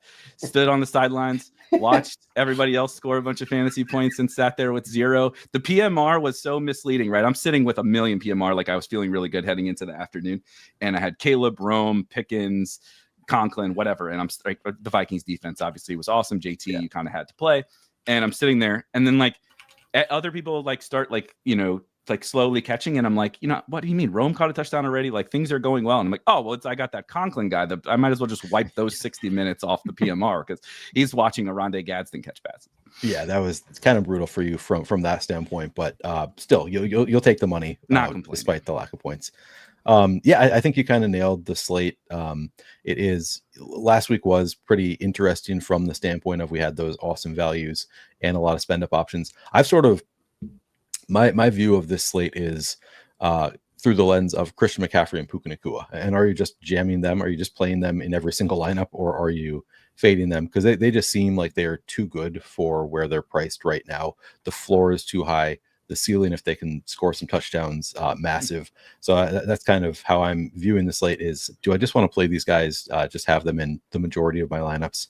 I'm not going to be locking them in or anything, to be clear, but I do think that that's like a viable thing that people could be doing even in a 150 set. If you just wanted to lock in McCaffrey and Puka and build around them, I think that is a totally viable way to approach the slate. But then, like you said, then you're building out with, are you believing in Trey Tucker? At that point you have to play some of these value options. Are you going to buy into Adonai Mitchell this week with Alec Pierce out? Like you're kind of making you are forced into some of those decisions. Like where are you going to find the value to play these guys? And we've got some fun value plays, in my opinion, on this slate. But yeah, it does lead to some interesting decision points.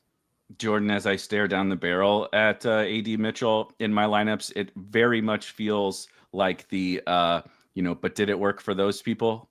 Well, no, but it could work for us meme, with AD Mitchell and really Colts kind of wide receivers once, right? Whenever somebody is out, these other guys project well. I like them. We play them, and AD Mitchell goes 2 for 25 or whatever in this game. And I shake my fist at the clouds, that the air yards didn't come through or whatever. Super quick. I see some questions already coming in the chat outside of the spam. If you have questions, I want to hit as many of your questions as possible over the course of this show. So keep those rolling in. Absolutely anything, right? FanDuel, we're mostly tournament focused, but cash games, whatever, pump those questions in. We'll intermittently mix those in. But Jordan, if you want to follow up, kind of what Neil was talking about, how are you thinking about this slate, first overview, kind of first look? So the first thing that I did was I plugged in AD Mitchell because I'm bought in. I'm like, this is a player, if you watch film, every single film expert will tell you this guy it's different. He's a difference maker on the football field. Now Alec Pierce is gone. I think the field's going to believe that Josh Downs gets this elevate. I don't think Josh Downs changes at all. It's similar to what we saw last week with the Carolina Panthers. Xavier Legette goes out. Oh, it's Hunter Renfrow. He's going to be the primary. No, he's not. He's a slot receiver. When they go 3 receivers, yes, he's going to be on the field a lot. If the Rams take a big lead, yes, Josh Downs becomes a much, much better option for GPPs. And also, I would much rather have Josh Downs. But if the Rams don't have that significant lead, the Colts want to kind of protect. They want max protection. They don't want 5 guys running routes. They don't want that. They want Daniel Jones comfortable sitting there, reading the field, reading defense, and letting it go. AD Mitchell to me is the guy that I just, from the moment of seeing Alec Pierce kind of be in the concussion protocols, like I want to play him. He's 3,100. Like a 2 for 25 doesn't probably win you a GPP, but similar to what you had with Tyler Conklin, like if your other guys hit, you can still have a massive, massive score. That's kind of where it's like, okay, plugging AD Mitchell and then figuring out the top guys, like Neil said. To me, I love that. I think Christian McCaffrey is probably the guy I wouldn't play over Puka. It's so hard because Devontae Adams had that weird hamstring issue, like randomly in the middle of the week, and it's like I don't care who guards Puka because I know McVay. if you watch the Rams, it's disgusting what they do with him. It's like I don't know if it's Stafford, I don't know if it's McVay, but when they're together, it's like their number one receivers getting 20 every single week. It doesn't matter how, what, when. Like as a Panthers fan, I watch my team throw 17 touchdowns a year. And it feels like the Rams get their receivers the ball 40 times a game and get 17 touchdowns in like 5 week span. It's ridiculous what they do with him. So totally agree. Shout out to Xander in the chat that Bink has an everlasting power, just like a Darius Miles jersey. I would totally agree with that. Tyler Conklin and Darius Miles, welcome to GPP Final Takes with Erik Beimfohr. I want to quickly talk about some of those injuries and such before we start to dive into some of those positions, because this week there are a couple, right? Like specifically at the running back position, specifically with Alec Pierce, there are a couple that seem pretty notable from, generating some ownership. But there's also some stuff that I find fascinating where maybe in like week 12 or something, we'll be like, okay, yeah, you got to play this tight end because this tight end is out or whatever. But this week, the pricing hasn't like totally gotten, super, super difficult to where people aren't looking on, we're not looking under the couch cushions for nickels and dimes at this point just yet. And so, yes, Alec Pierce is out, right? And guys, jump in when I get done to make sure I don't miss anything. Juwan Jennings is going to play for the 49ers, but the latest report was he might or will be limited, which, sweet, awesome. We have to figure out what that means. Brock Purdy is back, however, for the Niners. Obviously, George Kittle and Brandon Ayuk are still out. RIP to the Brandon Ayuk season-long shares and best ball shares, by the way. The whole the week's not close. I'm like, good Lord, man, it's week 4 and he's not even like sniffing, running around. That seems bad. Chris Godwin, however, is back. Mike Evans is out for the Tampa Bay Buccaneers. Maybe even more importantly, Tristan Wirfs, superstar left tackle for the Tampa Bay Bucs, pretty important player for them, is back. I found it interesting. Colston Loveland is out for today. And my guy, Will Dissly, who led me to my cheerleader bro, Tyler Conklin, Will Dissly is out again today as well. Bearing the lead, of course, on that Chargers team, Najee Harris, unfortunate, season-ending, really serious injury last week. They did not bring in another. I found that fascinating. The Chargers, I guess they really like Hassan Haskins a lot more than I do. Did not bring in another running back there. And Tyrone Tracy is also out. Jaden Daniels and Terry McLaurin out again for Washington. Daniels again, Terry this week. Any other injuries that we need to make sure to hit on that I missed, Neil? Did you mention Jatavian Sanders? No. Good call. I think Tommy Tremble becomes, kind of playable with Jatavian Sanders out. So there's one. Michael Mayer as well. It's tight end. Michael Mayer. Yep. It's been quarterbacks and tight ends apparently getting hurt because there are a lot of tight ends injured this week. Yeah, I'm just looking through the teams real quick to see if anybody jogs my memory as far as injuries, and I think you covered them pretty well.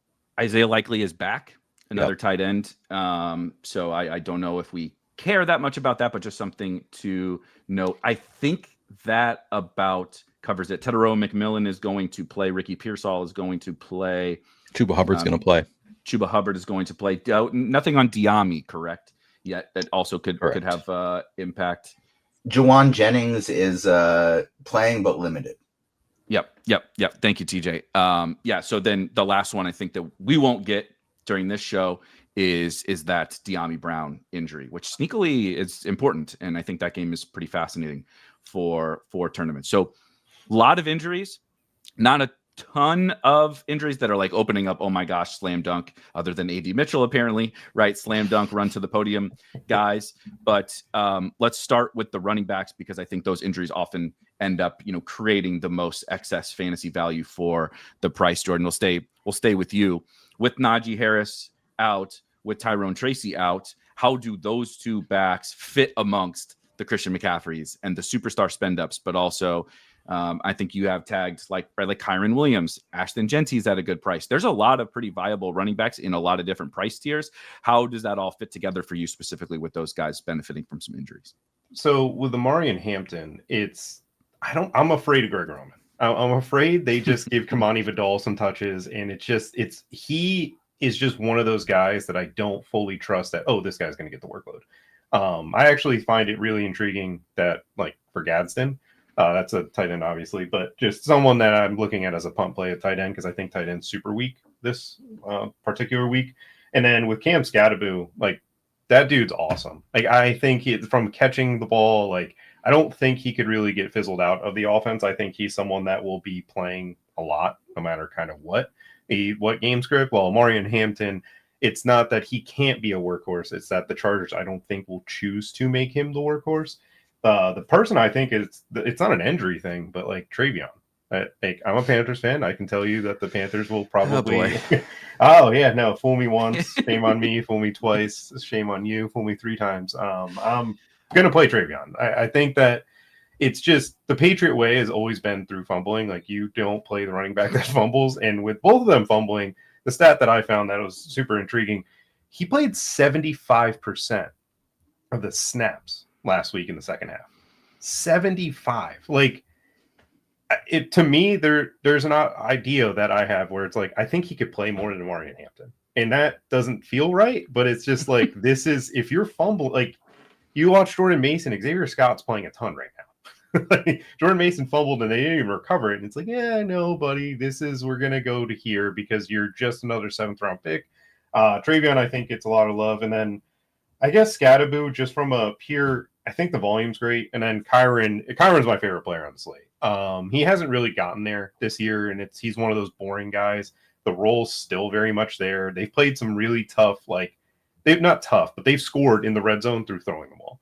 This is an opportunity where you're going up against a defense that I don't think is very good at stopping the run. They just kind of outphase teams in the run a lot. Like, the Colts are struggling against zone, rushing schemes. Kyron's a zone running back. McVay, that's just the tree they run. So Kyron, and also I know we project him with 12% right now. I think the field's going to play Genty, and I just don't think the Raiders can block anybody.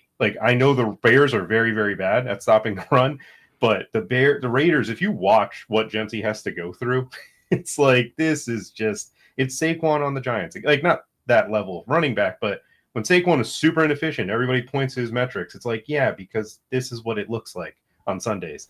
Ashton Genty's going through that with the Raiders and what they have right now. They're just not being able to block anybody. And I think that's kind of I think he's going to pull enough ownership away from Kyron, especially with Puka being so high owned. I like it. Neil, some folks were singing the praises, and I like the Colts guys today as well. AD Mitchell. I like Downs because I kind of think that the Rams, specifically on DraftKings, because I do kind of think the Rams are going to control this one a little bit, and we do get Downs on the field a little bit more. I like Michael Pittman. He's been very good. I can't believe I'm saying that, but it is true. I like Michael Pittman. Of course, Tyler Warren, right? JT actually being the Colt I kind of like the least, and maybe that's foolish, but I thought that the Kyron thing was an interesting one. That is a good range, right? There is Hampton there. There is Scadaboo for a little bit cheaper, and then Travion for a little bit cheaper. But Genty, Kyron, right? There's a bunch of options there, and we haven't even got to the superstars yet. How are you thinking about those guys? And then as we transition into what do we do with Saquon and JT and Bijan and stuff, what about that mid-tier? Yeah, I mean, I think it's a really strong mid-tier. I think I prefer Omarion Hampton. I do have that kind of worry that Jordan's laid out, where it's like Omarion Hampton seems way more obvious. Like he had the better draft capital. He's facing that Giants defense that just can't stop the run at all. Like, everything looks great for Omarion Hampton. But also, I wouldn't be that surprised if they just run it less this week. They just really lean on Justin Herbert and the passing game, because they haven't really seemed to trust Omarion Hampton so far. They Najee Harris had a pretty big workload there. I'm not sure that just goes right to Omarion Hampton. So I like Omarion Hampton. I am going to be playing more Omarion Hampton than Cam Scadaboo, but I am admittedly kind of nervous about that.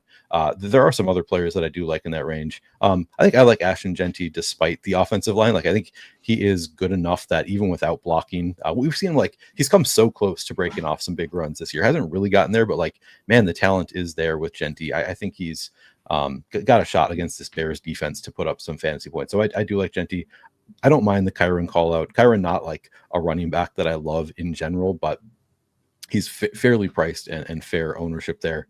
One that I am playing that I don't think many are going to get to is Quinshon Judkins. I haven't really heard people talking about him at all this week. They're talking about all of the other rookies being interesting. I think Judkins is the talent seems to be through the roof there. And he's somebody that I didn't draft at all in best ball. And my reasoning was he has so many obstacles. Really, the only way he can get there is if he's way more talented than the other running backs in Cleveland. And he clearly is way more talented than the other running backs in Cleveland, at least appears to be so far. He got there against the Packers, who I think have the best run defense in the NFL, and maybe by a wide margin. So if he can, score 16.5 fantasy points, whatever, against the Packers, even in a tough matchup with the Lions, I think Judkins seems like a pretty strong play here. Looking at I got to sort by salary here, but I think that's just a generally really strong range there. Alvin Kamara kind of getting lost in the shuffle there. Maybe he's more viable than we're giving him credit for, just because they're going to be throwing a lot there. But I think we basically, and Trevion Henderson, he's already been called out twice since I've joined the show. So I think people are kind of aware of Trevion and the fact that he might pick up a little bit more work here. As far as the high end range, again, Christian McCaffrey, RotoGrinders has him currently at 24% ownership, which I think is lower than other places have him. At 24%, I think he would be somebody I'd want to have in 80% of my lineups. I think the floor is so high for McCaffrey, the ceiling is so high. Give me that range of outcomes all day. So love McCaffrey here. He is the best running back play on the slate today, as long as he's healthy.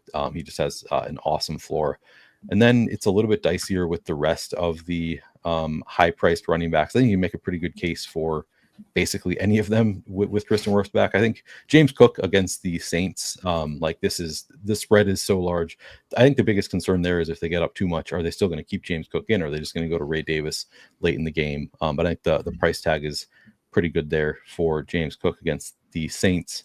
I actually don't mind Derrick Henry. I think after three straight fumbles, he really wants to get right here, and it's not like the Chiefs defense not as good as they have been in recent years. So I think I will want to go to some low-owned Derrick Henry here.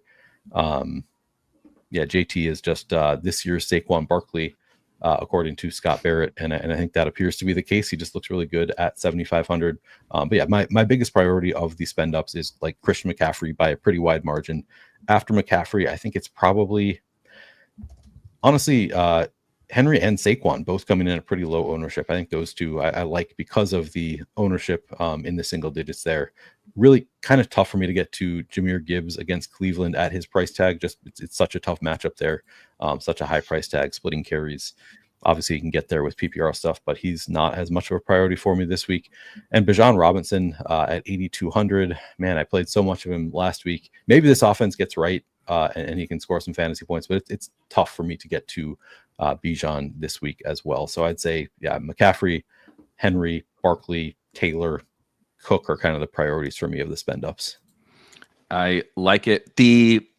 I keep going back and forth on this Lions-Browns game because I really, really I firmly believe in the Browns defense. You'll never convince me otherwise at this current, as long as they're healthy, right? With the way that they're playing, their front is just absolutely insane. So I agree, right? I bet David Montgomery under rushing yards, right? But Lions at home go burr, so it's True. Like, okay, are they going to throw a little bit more? I know we're talking about running backs, but on the Judkins thing, the crazy thing about the Browns is they are not, from an EPA per play perspective this season so far, they are not the best rushing defense in that game. The Browns are not, despite, if you go look at the box scores that they've given up to these superstar running backs, right? The Lions have been significantly better than basically every run defense in the entire NFL. And they've also played some good offenses, right? That Derrick Henry guy that we're just talking about, Lamar Jackson, they shut them down just like the Browns did. So it's one of those interesting games where I'm like, I feel like both defenses are pretty good. I'm not super excited about the Browns, but if both run games are going to get shut down, it's in Detroit on the turf. Like, are we going to take to the air? Am I overlooking something in that game? That's kind of my issue with Judkins, is that I see this weird path for both passing games. It just struck me while we were talking about that. But Jordan, what about the spend up running backs? And then we'll hit some of these questions. A lot of defense and Chris Godwin questions. So I promise we'll get to them. But what about what's your kind of priority amongst the spend up running backs? While you kind of hint at the Cleveland Detroit game, this is a Jerry Jeudy week. I'm in love with Jerry Jeudy. This is a team that runs the highest rated man coverage. Jerry Jeudy historically is one of the best route runners against man coverage. Significant route run rate or win percentage according to fantasy points against man coverage. And the other fun stat that I found with their first read target share, it's obviously not always the most predictive, but it's very nice to see a number. He rivals Puka when seeing man coverage. It's like a 36% first read target share versus man coverage. I scores and odds. I love Jerry Jeudy this week, to put it lightly. As far as the running back goes, I like McCaffrey without any real threat like Neil was talking about. And I'm just not getting to the other guys. Like Derrick Henry, I think is very interesting, especially with Chris Jones' situation. I don't know if you guys saw that. Personal. He's attending a funeral and then flying from Mississippi to Kansas City. Oh Lord! So it's like if flight gets delayed, or if Chris Jones is like Derrick Henry feels to me that 420 where it's like, oh, Chris Jones isn't here yet. If Chris Jones does not play, it's going to be very difficult for the Chiefs to stop the run game. Like, I'm big on Lamar Jackson, but I will be figuring out a way to pivot from Lamar down to Daniel Jones and probably find my way to Derrick Henry at the low ownership, just because like that's a factor that it's unfortunate, like we don't know. I'm hoping Chris Jones gets there, so I don't even have to think about that pivot. But if Chris Jones doesn't get to the field, then it's going to be very tough. But I mean, James Cook, the Saints run defense is still good. Like they got dominated. Like I know that I said like, oh, they've been really more competitive. They got absolutely dominated, but it was like a punt return, defensive touchdown. Every defense scored touchdowns. Erik just picked the one that scored 2. Yeah. Everybody blocked a kick and everybody scored a touchdown. You had to find the team that did multiple of those things last week. That's crazy. So it was such a stupid slate with that. I think 9 teams. It was ridiculous. But like with James Cook, obviously the role is phenomenal. But I think Keon Coleman was a guy that I wrote up and I really like. I'm just having a hard time finding the reason to play him and Josh Allen together over like Lamar Jackson and some of the other guys. Where it's like that game's just not going to be competitive. So yeah, Christian McCaffrey's probably the only guy I want in that top tier running back range. Saquon, I can't get behind it. That Eagles O-line, they can't block. They're not a good run blocking team, and Tampa Bay is Vita Vea. There's one guy who can stop the tush push. It's him, and it just feels like they're going to stop Saquon from running wild. That I will pull this up because I want to recite the Jalen Hurts and Eagles history against Todd Bowles and the Tampa Bay Buccaneers in a minute. But first, we got to talk about this Chris Godwin stuff. There's been a bunch of questions about him, and it does sort of tie into this game, of course, because they're playing the Eagles. But Neil, no Mike Evans, and Tristan Wirfs is back, but Chris Godwin is back. And yes, the quote was Sal Paolantonio said, which I kind of forgot Sal Pal was still reporting on the NFL nowadays, but the quote was, he's going to play a lot. It's kind of like the Juwan Jennings thing. He's going to be limited. What does that mean? I truly have no idea. But generally, if we would remove Mike Evans from a situation against an Eagles pass defense that hasn't been exactly, nails so far to start this season, are you at all interested in Godwin, or does it just pull you off of Ibuka? What do you think about the Bucs situation? Yeah, I got to be honest. I have not given any thought to actually playing Chris Godwin. Now I'm trying to find his price tag because now, yeah, I guess if he's $6K, if he's really not going to be limited with Mike Evans not out there, nobody's on him. I don't know. Maybe we need to think about it a little bit. I honestly, I've been doing shows for a few days, have given zero thought to playing Chris Godwin. I've just assumed he's going to come in and like maybe he'll play 50% of the snaps, and like you can't play that on a full slate, but. If he's really not going to be, if they're saying he's not going to be limited, you got to assume that there's at least some chance that is true, that he's actually going to be playing full time. And without Mike Evans, like we saw, even with Mike Evans, we saw how good he was last year when healthy. He's the wide receiver 2 in fantasy when he got hurt behind Jamar Chase. He's incredible. No, the thing is, it to me is like, does Egbuka get slot run? Like what? Yeah. Because like reality is Chris Godwin's just a slot. Like that's who he's been his entire career. That's why he's a good fantasy asset, because that's where he fits really well. Yeah, he had this 2 years ago. He had a really down season metrically, and it was because Dave Canales, the great head coach of the Carolina Panthers, decided to play him out wide, which I never understood. But he's my head coach now. He's the greatest. But they had to get Russell Gage on the field, brother. They just you just don't get it. It just makes it like it makes me less interested in Egbuka a lot. That's pretty much because Egbuka, they're going to throw Quinyon on him, especially if he's playing out wide. So, and Cooper DeJean in the slot's no slouch. So it's like I want the second receiver on the perimeter against the Eagles, and that's not Chris Godwin, and that's not Egbuka. I don't think. I don't know. Yep, makes sense. 6,100 on FanDuel for Godwin, potentially a little bit more nice price tag. Palatable. Yeah, if he's good to go. I mean, I think it's an interesting, like FanDuel Sunday Million or whatever, the large field stuff. I don't think you need Chris Godwin in a smaller field tournament, right? Which is where I primarily focus. Like that's how I often think about it. Is like you can get very contrarian without playing the guy off of a very serious injury in his first game back to win a small field. But there is a lot of benefit in the larger field stuff. Like, that's where Neil specializes. Just quickly, I want to go through the last Todd Bowles and the Bucs defense against Jalen Hurts. So they did not play in the playoffs last year, but they did play in the regular season. Tampa beat them 33-16. Jalen Hurts went 18 of 30 for 158 yards and 1 touchdown. They played in the postseason the year before that. Tampa beat them 32-9 in the playoffs. And Jalen Hurts went 25 of 35 for 250 yards and 1 touchdown. They scored 9 points. The year before that, they played again, and I believe this was the best game for Jalen Hurts, and it was 277 passing yards, 1 touchdown, 2 interceptions, and a rushing touchdown. So we go back another few more years to the Bucs beat them again. A few years. It's just been a nightmare for Jalen Hurts against this defense. Jalen Hurts and A.J. Brown and Devontae Smith can do it against anybody. We saw that in the second half. When they turn it on, you know, they can be awesome. But this matchup has historically been really, really terrible for them. And I also think it's pretty bad for Saquon Barkley. I kind of like both defenses in this game. It might be one of the more appealing real life football games of the day. And I'm like, I think I like the defenses both in this one. You know, what if Godwin isn't healthy? No Mike Evans, right? The stuff that Jordan was talking about in that game. A weird one. Just a weird game.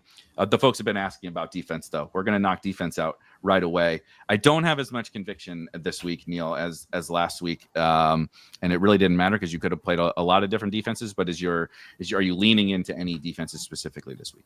Man, I was not expecting a defense question this early in the show. There were like 3 defense questions in the chat. Yeah, Godwin and defense.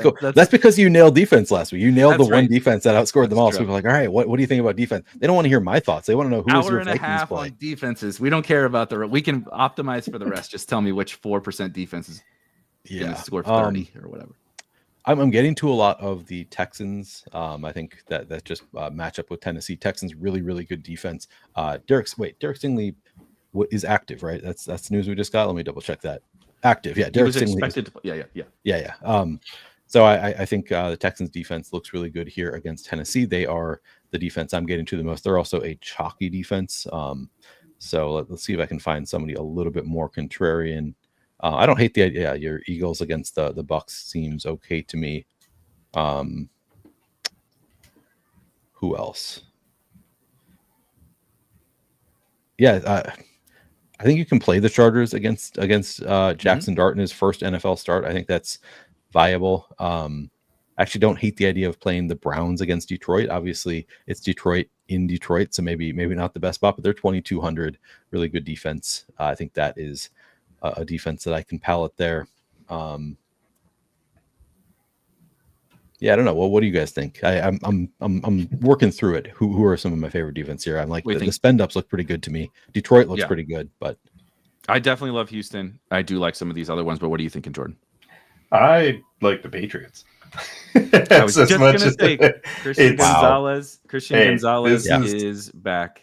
Yeah, Christian Gonzalez is back. That can cover Tet. The Patriots basically spent $1 bajillion on their interior defensive line. Our interior O-line is hurt. We're playing on the road. We're not playing at home anymore. Like, it actually mattered that we were playing at home last week. Our offense wasn't really good against the Falcons. We didn't destroy them because we played great offense. We destroyed them because they could not do anything on offense because we were able to get home and different things. Will Campbell, I don't know if you guys have seen his metrics since week 1. Dude's been awesome. The Patriots are getting better on that offensive line. They're starting to get used to Josh McDaniels. I think they're going to control the game. To me, I'm looking at the top defense. I want the Texans. The Texans are the best on paper play, but they're also the most popular.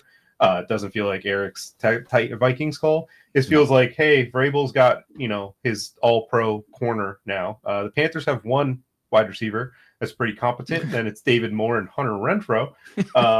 Not even Jatavian Sanders isn't even there anymore. We have Tommy Tremble. We have a blocking tight end, Hunter Renfrow and David Moore. Go score points, Bryce. Chuba, we're not going to be able to run the ball. The Patriots' run defense is disgusting. That is a very, very special group. So I'm going with the Patriots at 3,100 out of everybody. And Commanders at 3K is interesting. Falcons' pressure rate is really bad. And when Michael Penix, we hit him a lot, and we can't really hit any quarterback. We have 1 sack on the season, and I watched it in Arizona. So those are the 2 that I think are the nice price points in low ownership. I like it. I'll piggyback. If you have a contrarian lineup, play I think the Texans are a great play. They're an awesome defense. They're an awesome pass rush. The Titans are a disaster. Kim Ward is wannabe. He's the he's the Patrick Mahomes of Dylan Raiola's. Is that how they do that? You do that thing? Sounds right.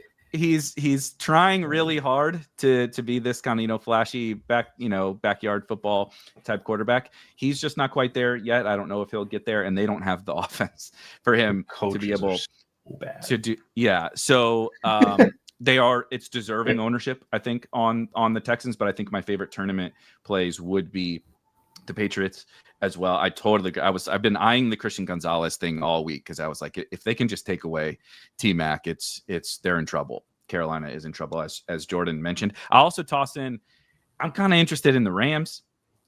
There's no like metrics or anything like that for me to back this up, but we're talking about 3 weeks of Daniel Jones playing well at home in some cushy matchups. Now the Broncos I played the Broncos against Daniel Jones too, and I think they got negative fantasy points. So, he could just keep cooking. But on the road against a decent to solid Rams defense, I think that could be another one. Maybe like in the afternoon, things don't go well. Okay, yeah, and like Chris Jones is out. All right, let's swap to Rams, Derrick Henry or whatever, and get some crazy off the board plays in the afternoon. I think that they are interesting. But let's talk about some of the quarterbacks. Keep your questions coming. I promise we will hit about as many of those as we can. Yeah, nothing on De'Ami Brown. Yeah, as we walk through, there was a question on De'Ami Brown. That's an afternoon game. I don't imagine that we'll get that while we are here on the show, but we can touch on that game for sure. From a stacking perspective, from a quarterback perspective, Neil, where does your slate kind of start? Are you going up to the superstars, or are we spending down a little bit? I do like Lamar a bit here in a game where both teams need to win. I think the offenses are just going to be really going all out potentially going all out for the Ravens Chiefs game. Obviously, they both have strong-ish defenses, but I think that these are both offenses that can beat those good defenses. So I do like Lamar in a game that is like not must win, but like really, really want to win against a tough Chiefs team. So yeah, I think that is a spend up that I can get behind. I kind of like Geno Smith. So I've been just attacking these Bears games, and it's been going pretty well so far. Like this defense is extremely beatable. I need to see them stop an offense before I stop playing passing games against the Bears defense, but everybody's going there. So I'm not can't really I don't want to flag plant the chalkiest quarterback. He's somebody I'm going to have a lot of, but there are actually a few quarterbacks that I really like on this slate. Justin Herbert, to me, with everybody flocking to Omari and Hampton, and I think one of the ways this plays out is they're just going to throw the ball more, and we've seen this offense already passing more than people expect. Really strong, 3 different pass catches you can go to, multiple. You can triple stack it, you could just double stack it in a number of ways, and then you could throw in Gadsden at this point if you wanted to. I really like Justin Herbert and the Chargers passing attack at relatively low ownership. I don't mind going to Jackson Dart on the other side either. I think he's kind of interesting, but without naming every quarterback, I'll just also throw out, I think Brock Purdy is a really strong play today. He's only 6,100, not getting much ownership. Wide receivers have just been crushing this Jags defense. So I think Brock Purdy with Ricky Pearsall, and I'm still I still don't know what to do with Jawan Jennings. Maybe you guys can talk me in or out on Jawan Jennings, because if he were healthy, I'd love it. I'd just do that double stack over and over. But because he's limited, I'm a little bit scared of it. I'll definitely leave that one to the guy with the 49ers jersey on. I do just want to ask. So first of all, B in the chat says, ending up with a good bit of Herbert. He's simming well. Shout out to SimLabs. I agree. It's what I really like, and this happened a little bit last week as well. I pivoted off Ken Walker. We talked about, the kind of matchup related stuff with the Saints. Jordan has talked about, their run defense really isn't that bad, and it wasn't. Ken Walker just scored a couple touchdowns before the game got out of hand.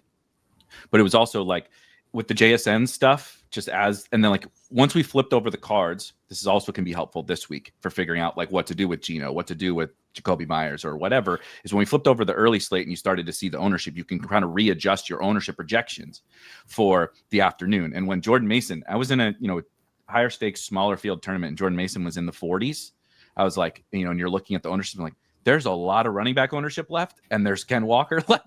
And I'm okay, JSN, right, with the illness that he had last week, he ends up becoming, kind of like the Justin Herbert Chargers passing game off of Ken Walker. And so it kind of sims, right? It's simming really well. The ownership is falling in line. The natural leverage that we would have talked about 10 years ago is really there with the Chargers. So I like them. But Neil, do you have a favorite wide receiver. That's what the people, we can talk about Arondé Gadsden a lot, and Tyler Conklin's, Papa.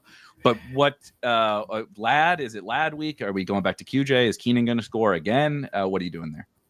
I think it's probably Lad is my favorite of the group, just because he's coming in at low ownership. Actually, RG has Quentin Johnston at the same amount of ownership.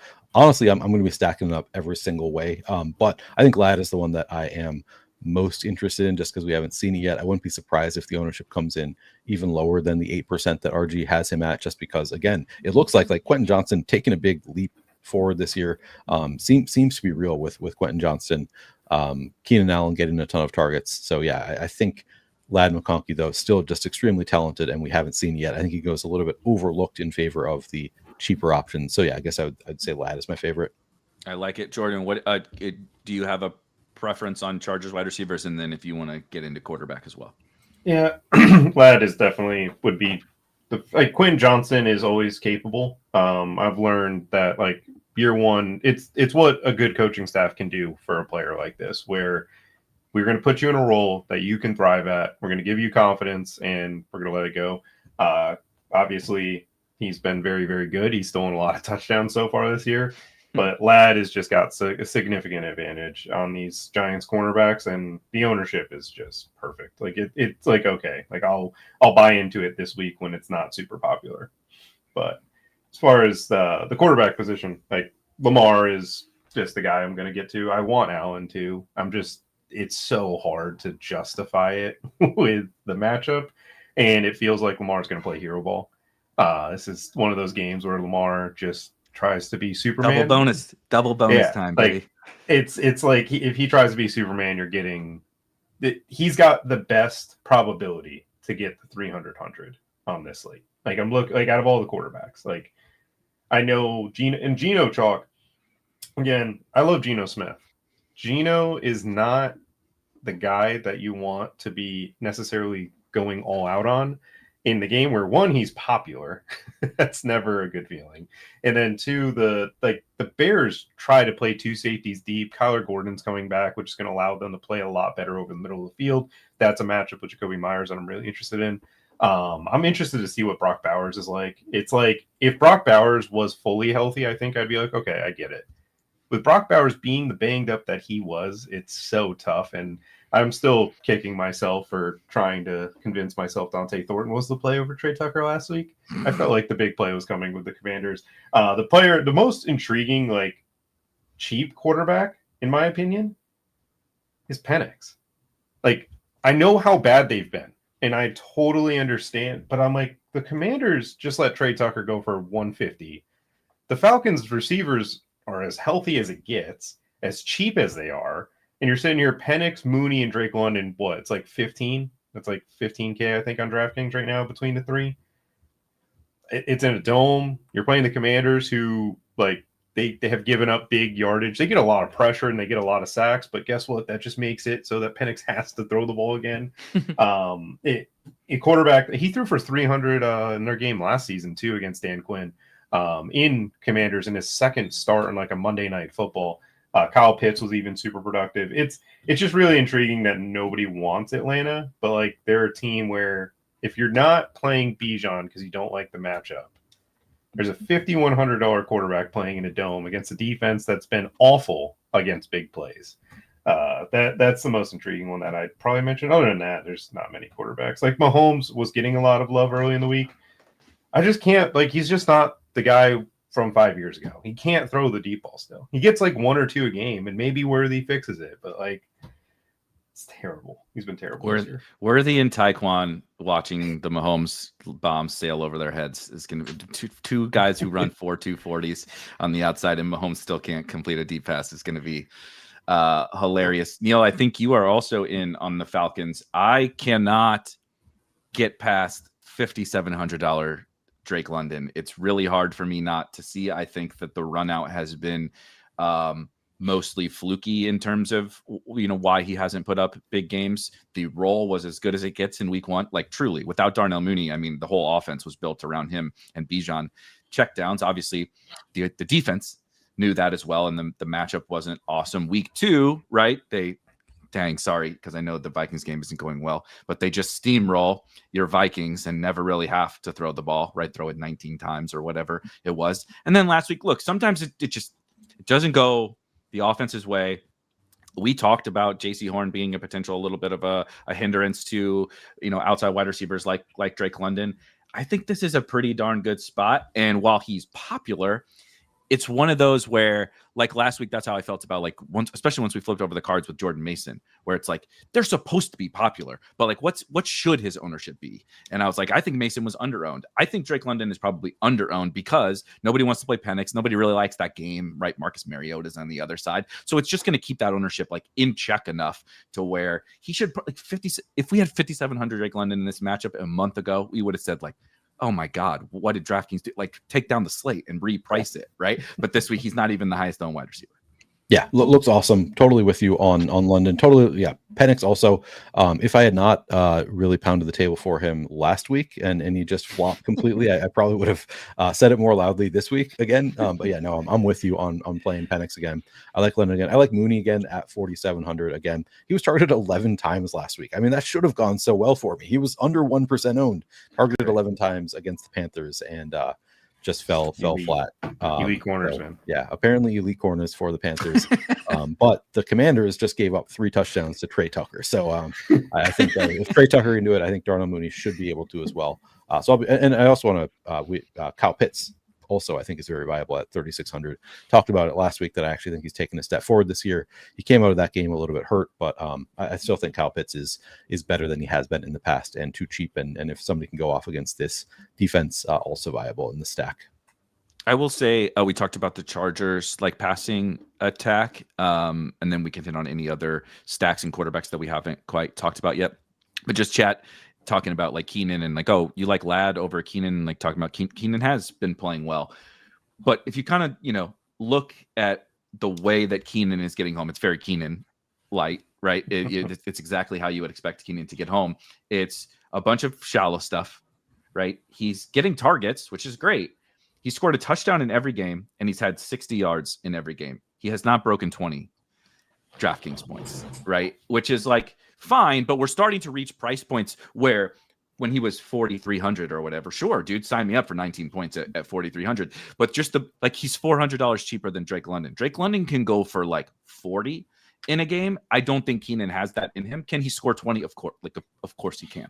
But I'm just saying, it's like he like someone said he called him like Steady Eddie. I'm like, I agree. That's not what I want in turn. I don't want Steady Eddie. I want give me this mega upside. And I just think Ladd's talent, QJ's downfield role has a little bit more of that variance in it. The Keenan probably most of the time scores more points than them, but I don't want most of the time scoring 16. I want a certain percentage of the time scoring 35, on those teams. And I think those other guys have it. We didn't talk about Caleb on the other side of that Raiders game. Caleb continues to do it. Some of it has been some nice matchups and some bad. When your defense gives up 50, you do score some fantasy points usually on the other side.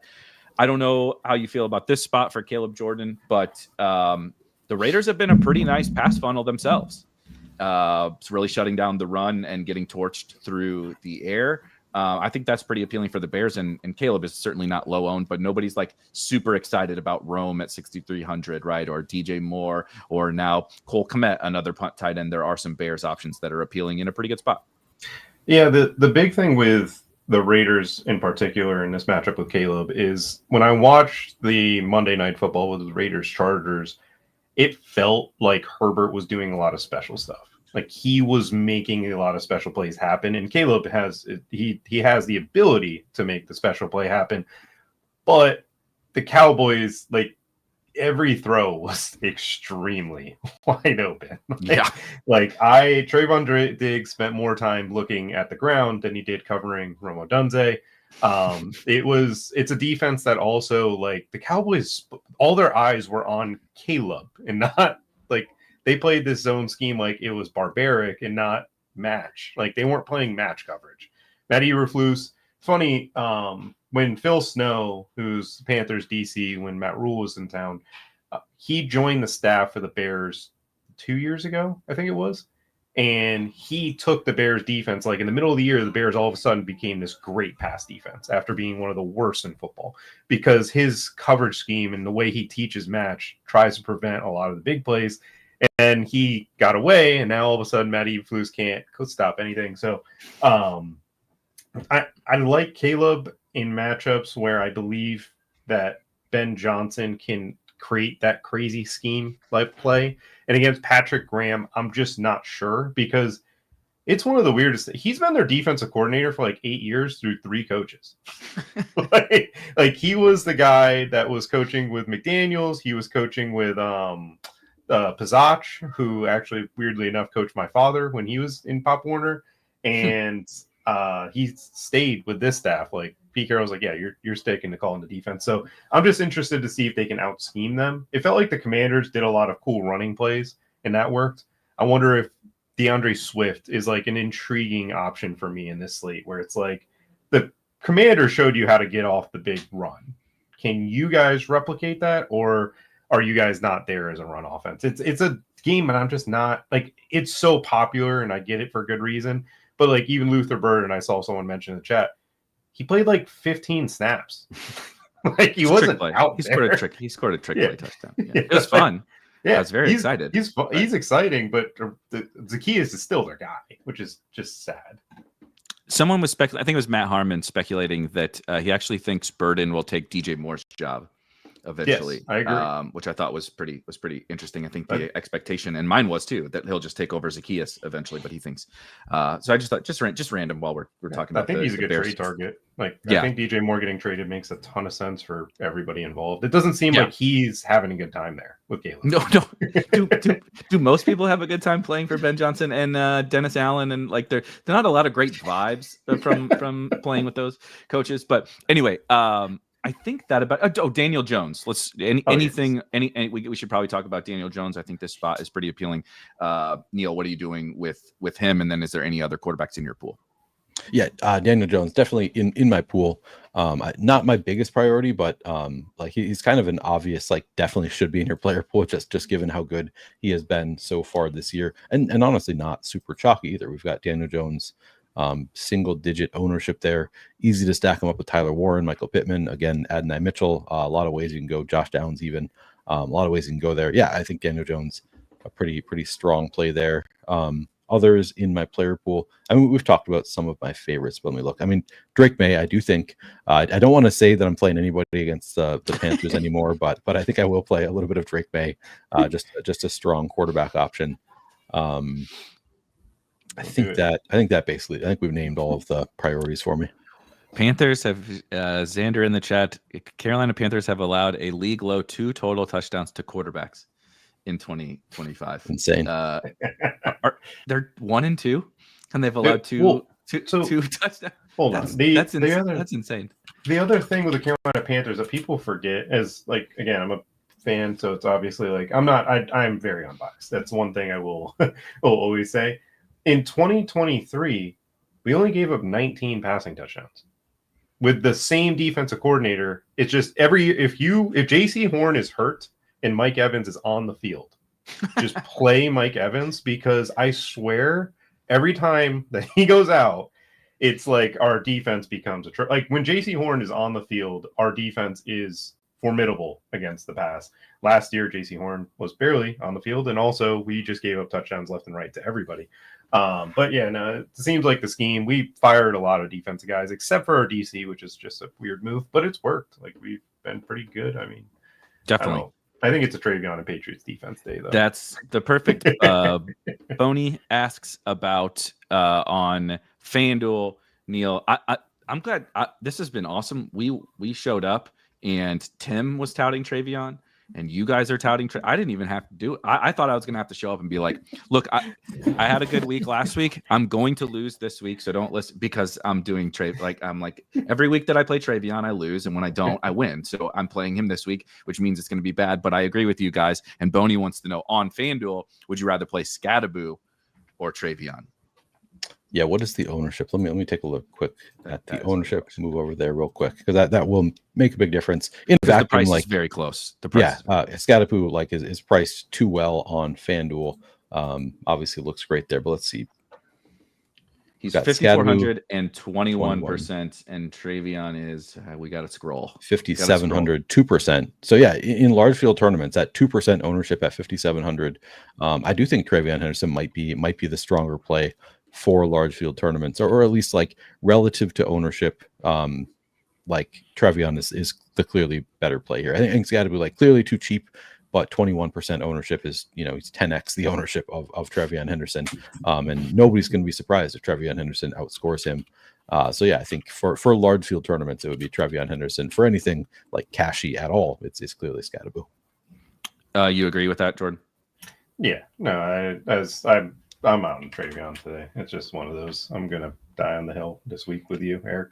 It's very fun that we have a bunch of exciting rookies, though. It makes me feel more excited, right? Yeah. Like I know it's not going to go well, but I get very excited to I'm like, man, I got like 4 rookies in my lineup. This is.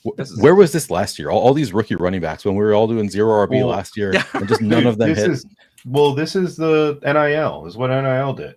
All these running backs are going to stay in college till their senior year because they're getting paid more than what the NFL is going to pay. Travion and Quinshot Judkins were on the same team last year. Yeah. So they're ready, right? They come in. These guys are 23 years old. They know how to pass block. They know how to do the little things. Unless you're Caleb Johnson, obviously, but they all know how to do this stuff in the NFL.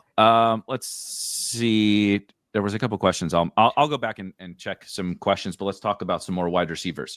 Obviously, we are going to like some of the wide receivers attached to the quarterbacks that we just talked about. But Neil, where are you headed from just an overall wide receiver perspective? Right, like we didn't talk about Matthew Stafford. We didn't talk we didn't talk about CJ Stroud, and they got some pretty appealing wide receivers. What do you think about, especially kind of starting at the top, Puka and Nico, etc.?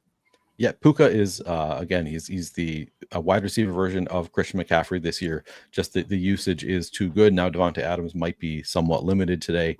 Puka kind of a smash play. If you wanted to play him every lineup, I think you could. Again, I'm not going to, and he's going to be very chalky. But yeah, Puka is the best wide receiver option. If you ignore ownership on the slate, just looks awesome. He's getting there every single week, and he's relatively fairly priced. Like he could be $1,500 more expensive in a few weeks, and nobody would be shocked by it. So Puka is where you start. Looks great. From an ownership standpoint, Jacoby Myers getting a lot of ownership. I'm probably not going to be with the field there, but I'm not going to be that far behind it either. I think he's pretty good chalk in this matchup. Again, I just think this Bears defense needs to prove that they can stop anybody, and he's a little bit too cheap. But again, I think I'll probably end up just a little bit light on Jacoby Myers. Chris Olave, another chalky receiver that just he's getting so much usage, targeted so much in a game where they should just be playing from behind, throwing the whole game. Looks okay. But outside of like just getting away from the chalk, and we already talked about Drake London enough, I think. Trey Tucker, I would anticipate being, now he's up to 14% now, so that's been creeping up throughout the week. It was single digits for most of the week, and I was like, at single digits, like that's actually kind of interesting. At 14%, I think I'm probably not going to be quite with the field there. I actually just going out on my like limb here, just going to the far outside galaxy brain. Jordan last week played Dante Thornton instead of Trey Tucker. I actually still think it's viable. Like, I think he's the one that Trey Tucker is the one that hit. But he ran 97% of the routes. Dante Thornton ran 67% of the routes. That's still enough against this bad Bears defense that it could be Dante Thornton that just randomly has a couple of those breakaway plays. He's only 4,800 on FanDuel, 3,900 on DraftKings. I'm pretty interested in Dante Thornton as my Galaxy Brain play this week. And then, yeah, I mean, there are a lot of better plays. We've talked about the Chargers receivers. I like all three of them quite a bit. I love Ricky Pearsall this week. I think this is just a great matchup for receivers. He could be fed the ball quite a bit. Yeah, I think Christian Kirk, just like he's involved enough. He's only 4,400. That's a good call out by Eric. We talked about Jerry Jeudy looking good here. I think Jerry Jeudy just a little bit. I'll let Jordan go into Jerry Jeudy as seems to be his favorite wide receiver play, but agree with that one. We can, if we get Diami Brown out, or I think you can play either Diami Brown or Parker Washington, depending on how that one breaks down. Yeah, I think I've named enough.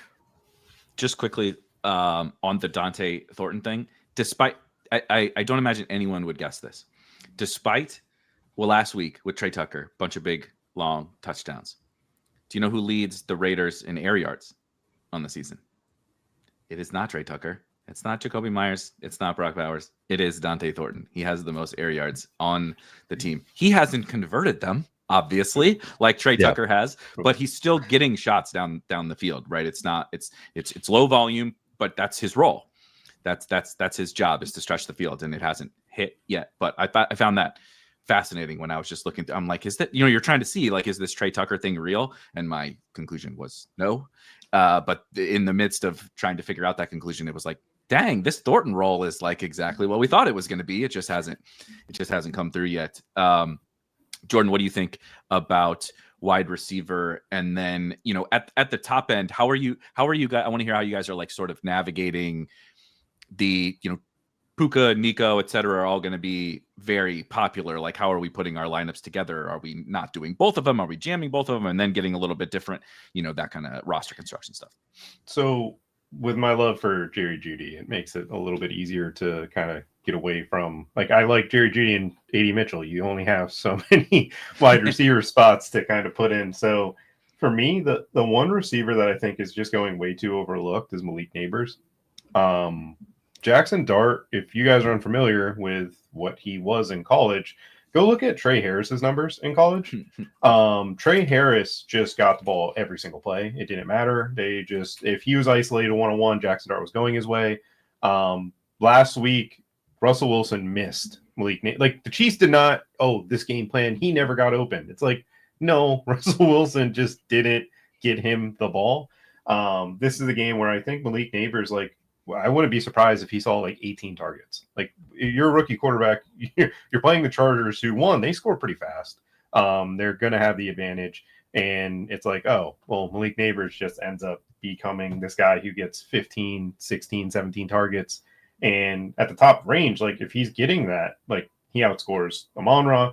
And the reason I can't get into Nico Collins, I cannot trust CJ Stroud. I just don't want to do it. It is still so bad. He is inherently just not confident as a quarterback right now.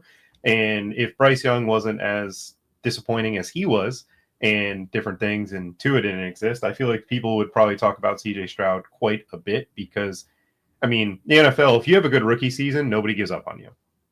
It's just, nobody cares. Like, CJ Stroud was bad last year. Is bad right now. And it's, yes, the O-line's bad, different things, but he also just isn't comfortable throwing the ball. Zay Flowers, I think, is really interesting for GPPs. He's just so shit. I know he got disappointed against the Lions. DJ Reed could be good. I don't exactly know. I will say that Lamar Jackson was just looking for Mark Andrews last week, and that's just what they decided to do. And Mark Andrews was winning, and it was working. Romo Dunze, the role is just so freaking good. Other than that, I don't see a ton. Ted McMillan, I think, is intriguing, even with Christian Gonzalez, because it's kind of like, if Ted's beating Christian Gonzalez, what's the Patriots' answer? Is Ted good enough to do it? I'm not sure, but like, if he can, and also Ted doesn't win by like being this super shifty receiver. Bryce Young just throws it up, and if it, literally. And if it wasn't for him dropping a screen, he could have had 140 in the touchdown, but he dropped a perfectly executed screen pass that would have been a 50-yarder last week. So like, he gets screen passes at his size, which is super weird. Like, that's not normal for that type of skill set. I do like the Ricky Pearsall call out, but other than that, Keon's the only one. Keon would be the last receiver I'd add. He's really good against single eye coverage. Saints run it a ton. Saints secondary is not very good. And Kool-Aid McKinstry, I don't think, can cover Keon. Poor Kool-Aid getting slandered on the GPP Final Takes.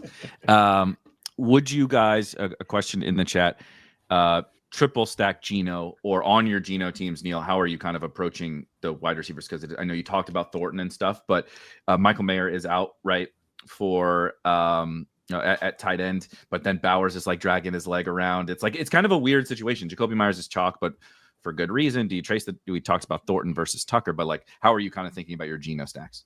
Yeah, I love the idea of triple stacking Geno because I think that's a way to get a little bit different. I think there are going to be a ton of Geno stacks, and most of them are going to be double stacked. So I think, and there's a lot of different ways you can triple stack Geno if you include Dante Thornton as a viable option, as I'm going to. But I think Thornton, Tucker, Jacoby Myers, Brock Bowers, all of that is, you could include Genty, I think, in a triple stack also. I think the idea of triple stacking Geno is a way to kind of bring down the combinatorial ownership of your lineup, because I don't think many people are going to do it. Jordan, you kind of answered this in the chat already, but we didn't totally hit on it. So I thought it would be good to just briefly mention. Eugene asked about Jackson Dart. He is only 4,500 on DraftKings, but I believe you have kind of historically talked about this Chargers defense as being one you don't particularly want to mess with, and probably not in the rookie's first start. Is that true? Yeah, Dart, it's one of those games where I think he's going to force the ball to Malik Neighbors, but it's not going to be like he's going for 300 yards or anything. Like, I know the 40K quarterbacks are always fun because they can get you 15 and 18 and still kind of make things work. There's so many salary savers at each position this weekend that a 4,500 quarterback just isn't there. And also, we have Josh Allen, Lamar Jackson, Jalen Hurts on the slate.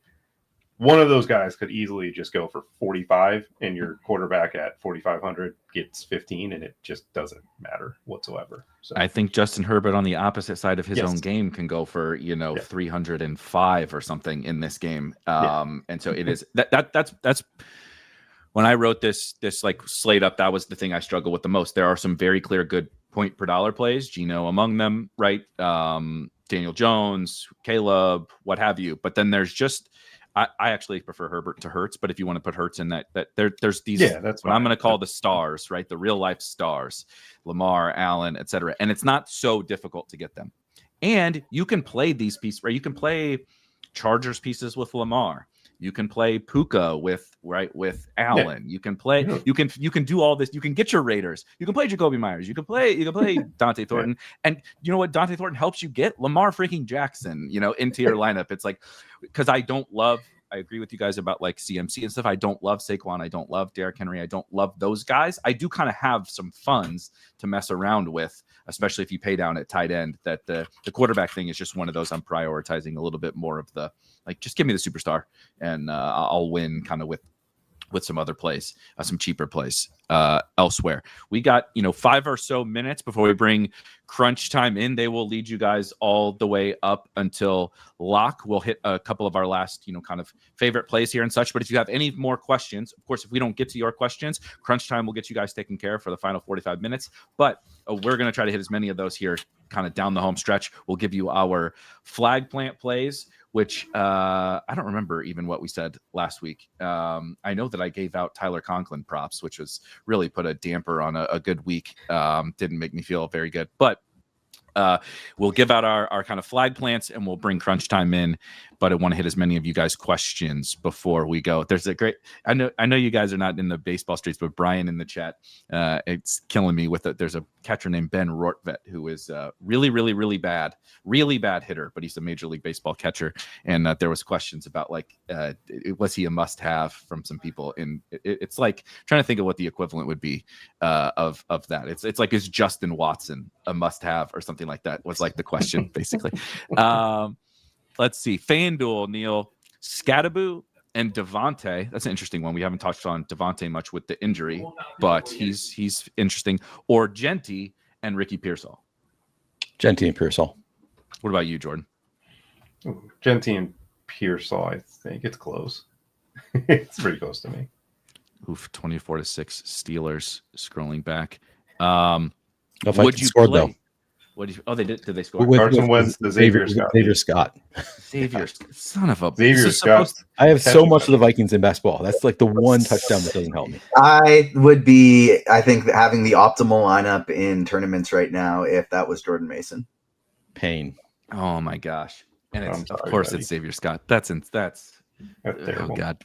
I'm so ready for the Antonio Gibson touchdown now in a couple hours. Let's see. Would you play any Luther Burden? Like we're talking about playing it before we see it, sort of with Travion Henderson. At what point do you play it before you see it with Luther Burden, Jordan? I'm not there. He didn't play enough snaps, and like we saw, it was a gimmicky freaking double reverse launch Hail Mary. It was a cool play, But until he's playing at least, like, if I see him like play a second half of a game where they're trailing, where it gets to like 50%, I'll be okay. But no, he's played way too few snaps for me to bother with it. If you're playing Falcons, are we doing any bringbacks on the Washington side? No Terry. Are you interested in Debo or any other Washington guys? No Noah Brown also. We're talking about some of these other punt guys. Is it Jalen Lane, Luke McCaffrey? Is it just Debo, Zach Ertz? What do you think, Neil? It's probably just Debo and Zach Ertz. I don't think I'm going to any other pieces on Washington. I think Debo's a fine play at 6,000 on DraftKings. Not like a priority.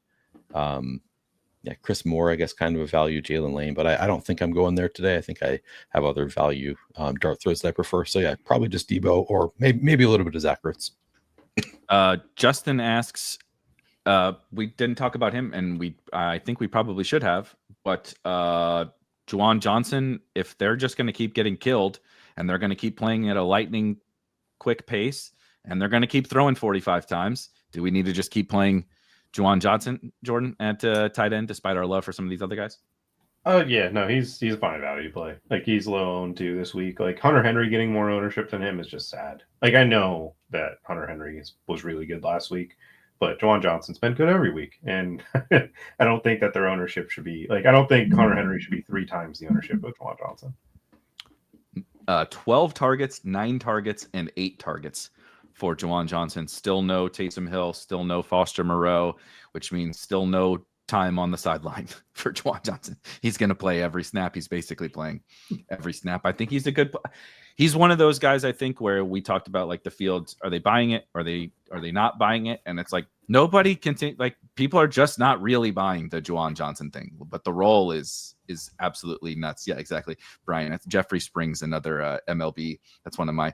Jeffrey Springs is definitely a very Travion Henderson-esque play, where I just keep saying, I promise he's going to have a good game. I promise he's good, guys. I promise. That's what we'll be saying next week about Travion.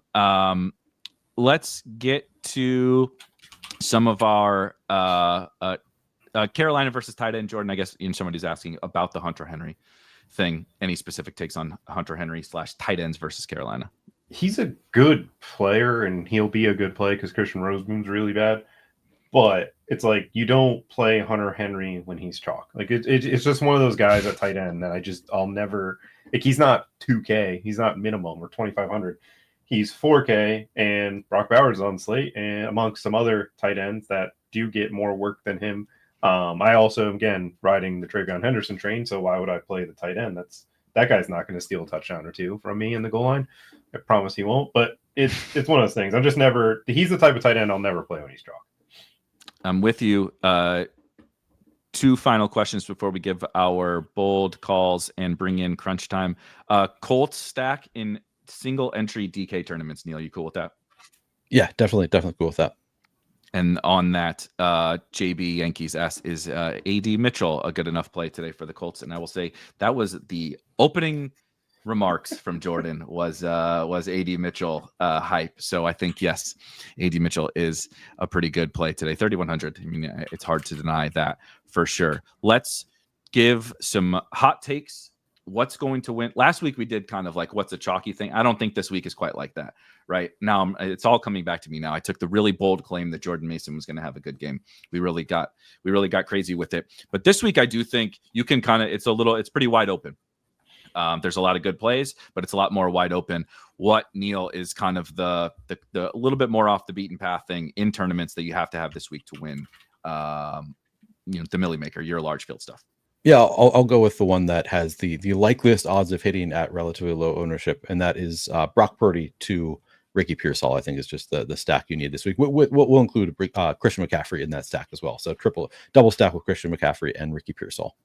Love that. Taking the 49ers stack from the guy wearing a 49ers jersey in the bold calls. Now I love it. I love this little Panthers, and now we're getting deep cuts. With the Panthers have hurt Neil, and the Vikings are hurting Neil so bad.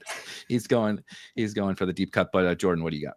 I got Jerry Jeudy having over 140 and a touchdown today. It's one of those Jerry Jeudy days. It's set up perfectly with the man coverage, and he's only done that. I think he did it 3 times last year. This is probably going to be one of the 3 times he does it this year.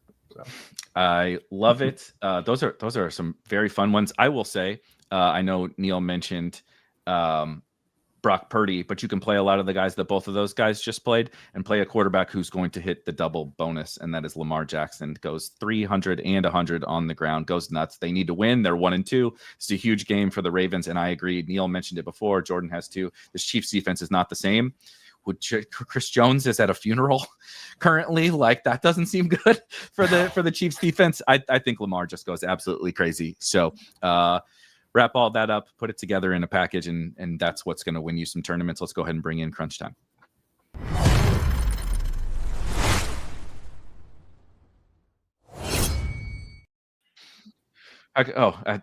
Chief was loading. I was wondering if we were going to get if we got a new looking Chief this week. I don't know if that meant that it went poorly last week or it went well last week. How are we feeling? How are we feeling, Chief, about week 4?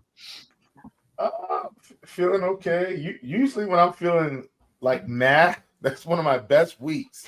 Ironically, like usually when I'm just like, I feel good. I don't feel like I don't feel like I personally. Now, listeners, please don't mistake this for not being confident in what I've done. But I don't feel like I've quite put together the win and Millie lineup, which means I'm probably taking out all the money today. But I think for me, it was a fairly straightforward week. I feel like some high-powered offenses are going to get overlooked in good spots because the spread is too wide. I think I'm just going to take advantage of that and hope I'm right. I love that. Kristi, what are you thinking? Yeah, I really like this week too. I'm kind of big on the Bears game, Vegas game this week. So I like some of the overstacking and things like that. So yeah, looking forward to it. Not quite as good as week as yours last week, Erik. I saw you had an awesome week. So pretty cool. But yeah, I really like the slate today. So looking forward to breaking it down with the team. It was a good week, which TJ, that means that the folks need to listen to you guys and these 2 gentlemen, because it just doesn't work, right? You just don't have the good weeks back to back. So everything that these guys and you guys agree with me on, maybe start to sway yourself into a little bit of a different direction. But we'll get out of here and let you guys take care of it. TJ, you can take it away, and we will see you guys in week 5. Cheers. I'm the opposite. As soon as I get one, it's when it rains, it pours. I'll go a long time without getting one. Yeah. Kristi, I feel like you're the same way. As soon as I see you like tweet out once, it's like, took down single entry on FanDuel this week. Yep, exactly. I know I'm seeing 3 or 4 more tweets over the next week or 2. Time for some NFL crunch time. How's it going, everybody? Thanks for joining us in the chat. Hit the like button if you are watching us on YouTube. We got thousands of people watching, so we need to be getting these likes way, way, way up. So do us a favor, help us battle that algorithm on YouTube and hit that like button. 2 of the sharpest minds in the biz joining me. My name is TJ Zwarych. First up, we got Kristi Metzger. How you doing, Kristi? I'm doing great. Great day today. Great slate today. 2 of my favorite guys. So I'm really looking forward to it. It's always fun to kind of break down everything before the show. It seems like we usually end up on a few different plays here that are maybe a little bit sneakier too. So yeah, doing great and looking forward to a great slate. In past years, I feel like when this trio is together, we've had some pretty big slates. So looking forward to running that back. And it's always a good day when I get to see my guy Chief, not just for the Sunday night football show tonight, but for crunch time as well. How you doing, Chief?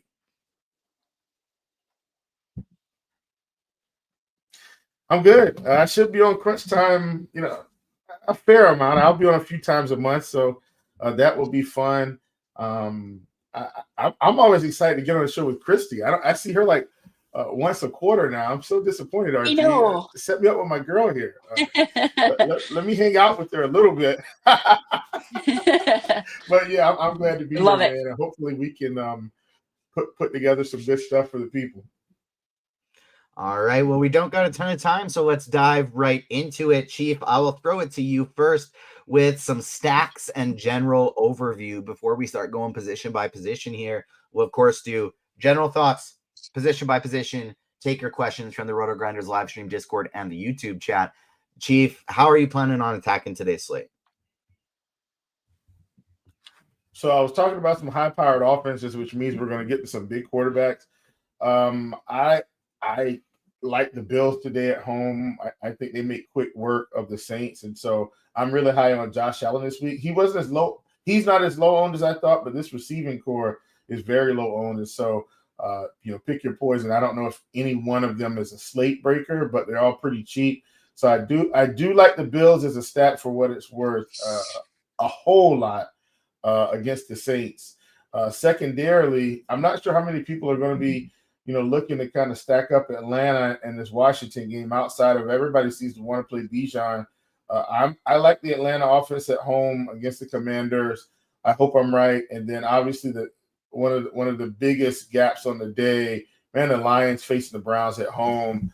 Just give me Goff, give me St. Brown, give me Gibbs, give me Jameson Williams, give me Laporta. A combination of this team should have a big day. And I know last week it was the running game with Gibbs and Montgomery. Maybe Goff gets 3 passing touchdowns today, and we see Amon-Ra and Jameson Williams light up the scoreboard. So I probably like the Lions a bit more than everybody just because even though it's a big spread, they're going to score points. I just think there's too much opportunity to just not load up on this passing game. So Lions passing game kind of sneaky today with everybody loading up in other spots. Like that Lions call. I got a couple of Lions onslaughts today myself. Kristi, how about you? General overview and who you looking to stack up? Yeah, so for me, my favorite game on the slate, I really like that Chicago Vegas game. I think there's just a lot of great ways to go. I mean, Chicago's allowed the most passing touchdowns so far this year. So Geno Smith, Caleb Williams, depending on whether it's DraftKings or FanDuel, probably more interest on Geno over on FanDuel and Caleb over on DraftKings, but really like that game a ton. I like Chiefs call too on the Bills. I think sometimes, Josh Allen and some of those guys get a little bit overlooked just because of the spread there. But I think it's great. I think, throw James Cook in there too. There's just so many great ways to get a lot of those points. And so I like that. Lamar Jackson, I think, is a phenomenal play too. I think he's, that Chiefs game, again, could go a little bit overlooked just because there's some of these games that I mentioned, like the Chicago and Vegas, that are going to be a little bit more popular. And then got to throw in the Colts and Rams game too. I think there's just a lot of great pieces in there. Puka's been absolutely smashing. I think even getting to some Daniel Jones, some Stafford, certainly interesting there. Those are a lot of the guys that I like. And I do like, Purdy is back today too. So there's definitely pieces I like there too. So McCaffrey's going to be popular, but Ricky Pearsall, I think, is a fantastic play. So those are kind of some of the stacks I'm looking at, but absolutely love the Detroit call there to both of you guys too. I think it's going to go very, very underowned, and there's no, I just think it's a great way to get low ownership on some phenomenal plays with Gibbs and Goff and Amon-Ra St. Brown. I mean, there's just a lot of explosive plays there. So I like that call quite a bit. Mute, TJ. Ultimate mute, TJ. I'm of course muted because my dog was being a little barky guy at my feet. Let's start going position by position here. But before we do, if you're looking to get NFL DFS access this season, why not get more bang for your buck with Combo Pro? It's just $5 more than NFL Premium is. We got NBA coming up. There's still MLB playoffs. There's college football, UFC, NHL is almost here. Everything but NASCAR is included with Combo Pro, just $5 more than NFL. And for your first month, you get it for $40 off at $79.99. So get yourself some Combo Pro. Make sure you're checking that one out. Kristi, I will keep it with you. Cash games, who would be your quarterback today on both sites? I feel like it's kind of wide open. Whereas like usually there's one or two where it's like you're doing that one. But I feel like today, if you go Geno Smith, Daniel Jones, Caleb Williams, even if you want to make a Lamar Jackson cash team work, I think all of those are viable today. Who are your top QBs? What would you be doing in cash? Yeah, absolutely. I agree. There are a lot of ways. It's not just super clear cut. Geno Smith is probably, he and Caleb Williams are probably two of my favorites. Again, I've got a little bit more Gino over on FanDuel and a little bit more Caleb over on DraftKings today. But I just think, just a lot of ways for those guys to get points. And there's a lot of good passing partners to get to them. So like that quite a bit. I also think, Jackson Dart, I think, is interesting. I mean, he's min price on both sites, getting an opportunity. I think Malik Neighbors is definitely an awesome tournament option today. So definitely don't mind getting some exposure, especially if you're playing, 20 entries or more. Definitely like getting exposure there. I talked a little bit about Matthew Stafford. I want exposure to that game. Puka has been absolutely phenomenal. We know where the targets are going. And so I think that's a sneaky game to target too. And again, quarterback ownership typically is pretty spread out. So I don't typically worry about that all that much. So want to get exposure there. And then, like over on FanDuel, Lamar Jackson, Josh Allen, I want exposure to both of those guys because we've seen them absolutely have slate breaking upside. So I think you want to get exposure over there. Again, if you're building more than one lineup, get those guys in your lineup too. I do like Brock Purdy now that he's back. Of course, McCaffrey is going to be extremely popular, but Pearsall has a ton of upside. I think he's still too cheap really on both sites too. So I want to get exposure there. Those are the guys that I'm kind of looking at, but I think Gino and Caleb are really good cash options for sure if you're looking to save a little bit.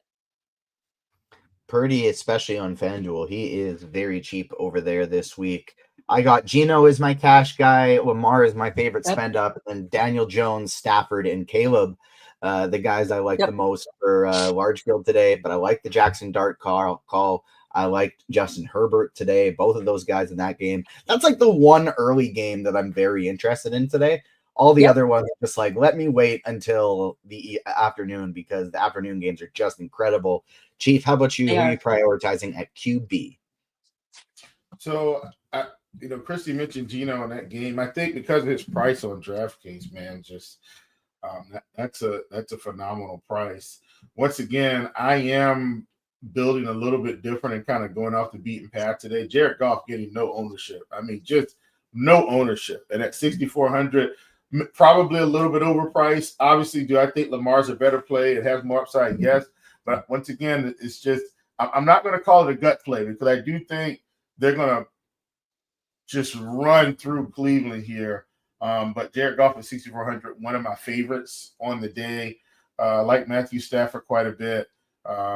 Obviously, Caleb, no need to, overlook him. I think he's good. Daniel Jones keeps getting it done. Do we want to keep investing in this Indianapolis Colts offense? Jones has been phenomenal, and at 5,600, I think he's fine. Last week, I was high on Nico Collins, and he got there. C.J. Stroud did not. So I'm not necessarily going to play Stroud, but I do like Penix at 5,100 also quite a bit. Jackson Dart is cheap. I get it if you want to play him. I'm probably not as high on Dart this week as I will be. I'm just going to take a wait-and-see approach. But I like Penix at home. I like this Atlanta offense at home at 5,100. So Penix, Daniel Jones, Geno Smith, and then obviously, up top. I didn't mention Josh Allen. I'm so sorry. I just skipped over Josh Allen, one of my favorites. Spending up to be contrarian. Allen and Goff are probably my two spend ups to get contrarian, and everybody else in that 5K range is going to get a little bit of ownership. It is rookie running back takeover week. We got Omarion Hampton and Cam Scattaboo projecting really, really well, both in that same game, taking over the primary roles in their offense. I think I have a little more faith in Scattaboo to be the full workhorse guy than I do Omarion Hampton. But you have Ashton Genty projecting really well. As also, I love James Cook today. And then the perennial underpriced Christian McCaffrey. Chief, I'll keep it with you first. Who do you like today at running back? Yeah, McCaffrey's a big one for me. 8,500 on DraftKings. I've got a fair amount invested on him in the prop scene as well. So I think this is a good spot for him against Jacksonville. Cam Scattaboo is grading really well today against the Chargers. At 5,500, I think he'll be fine. They're definitely going to give him the ball. I mean, rookie running back, rookie quarterback going against Mr. Harbaugh. That's why I'm really not – man, Jackson Dart scares me a little bit today. I think they're going to try to get the running game going and play off of that. I could be wrong. We shall see. I like Kyren Williams today in that same game. Feels like Saquon Barkley's going overlooked today, and he's another guy that I think is going to need to be involved in this offense. So I like him quite a bit. Travion Henderson is another rookie running back. TJ at 5,200 that's seemingly going to be involved. So I like him. As much as I like the Detroit passing game, I think you need to have some Gibbs. You need to have some Montgomery. Montgomery 5,700. Wow, what a price for a guy that has tons of touchdown equity. Of all these receivers fall down at the one, you can see Amon-Ra with 7-8 catches for 80 yards and no touchdowns, and then David Montgomery just runs 3 in and only rushes for 60 yards, and he's a slate breaker. That actually can happen. That is in the card. So David Montgomery at 5,700 in this spot, I like quite a bit. We've talked about Baltimore. Derrick Henry is 7,200. Once again, man, I know it's not November, but no need to wait until November. Have we not seen Derrick Henry just explode over a few of these games this season? So I like him quite a bit and love the James Cook call. All right. I love the Travion Henderson one as well. That's another guy that I like quite a bit for tournaments today. From a cash perspective, I feel like Scattaboo is a must on both sites. He scores better on DraftKings, but he's just super cheap on FanDuel. McCaffrey is like the cash guy you go with for sure with him. But Kristi, I feel like he is a much better play on DraftKings than he is FanDuel. Yeah, I completely agree. And he's got, I believe he got 25 receptions too already. So yes, I do. I think he is a better play over there. And then, Jonathan Taylor has just been phenomenal, and he's more expensive over on FanDuel, but I think he's a great tournament play. I love both of your call on James Cook. I think he's phenomenal, and he's still not priced high enough. He's just been making the most of his carries, touchdown upside, high total in that game. So I think that's phenomenal. So I love that. And I do agree that Scattaboo is just someone, especially for cash games, you just have to play and move on because he's going to get a ton of carries. Ashton Genty, I see why he projects very well too. I mean, he gets to face now a Bears defense that's allowing the second most yards per carry in the league. So I like that. I think Bucky Irving is interesting for tournaments too. I think he's 7,300 over on FanDuel. So he's similar in price to like Hampton and Ashton Genty. So just a little bit different pivot there. So certainly I don't mind that. I would also say, Bijan Robinson, Jahmyr Gibbs, both great tournament options too. Definitely want to get some exposure, but I definitely want to get some exposure to Jonathan Taylor today. I just think his upside is so high. Again, high total game. Both he and Puka, I think, are phenomenal plays. And I know you guys mentioned Travion Henderson too. I like that call quite a bit too, and think that's a sneakier play as well. Yeah, I love the JT call. If I'm not using Christian McCaffrey, but I still want to spend up, JT is probably my top option in that setting. Yep. I'm personally full fading Genty today. I have no Ashton Genty. The one other guy I'd want to mention is Kyren Williams. Kyren Williams is a guy I'm basically trying to get a Ram in every lineup. So if I don't have Puka, then I'm getting Kyren or Adams. I was actually going to say the same. I was just looking at my notes here too. Same thing. I want to get either one of Puka or Kyren, and Kyren is only 6,300 over on DraftKings too. So a really nice price there and tons of upside. So love that call. B in chat asking Scattaboo over Hampton and DK Cash. Yes, I think so. They're both cash viable, but I would be prioritizing Scattaboo over Omari and Hampton today. Yep. I basically think it's cash. I always lean towards 3 running backs.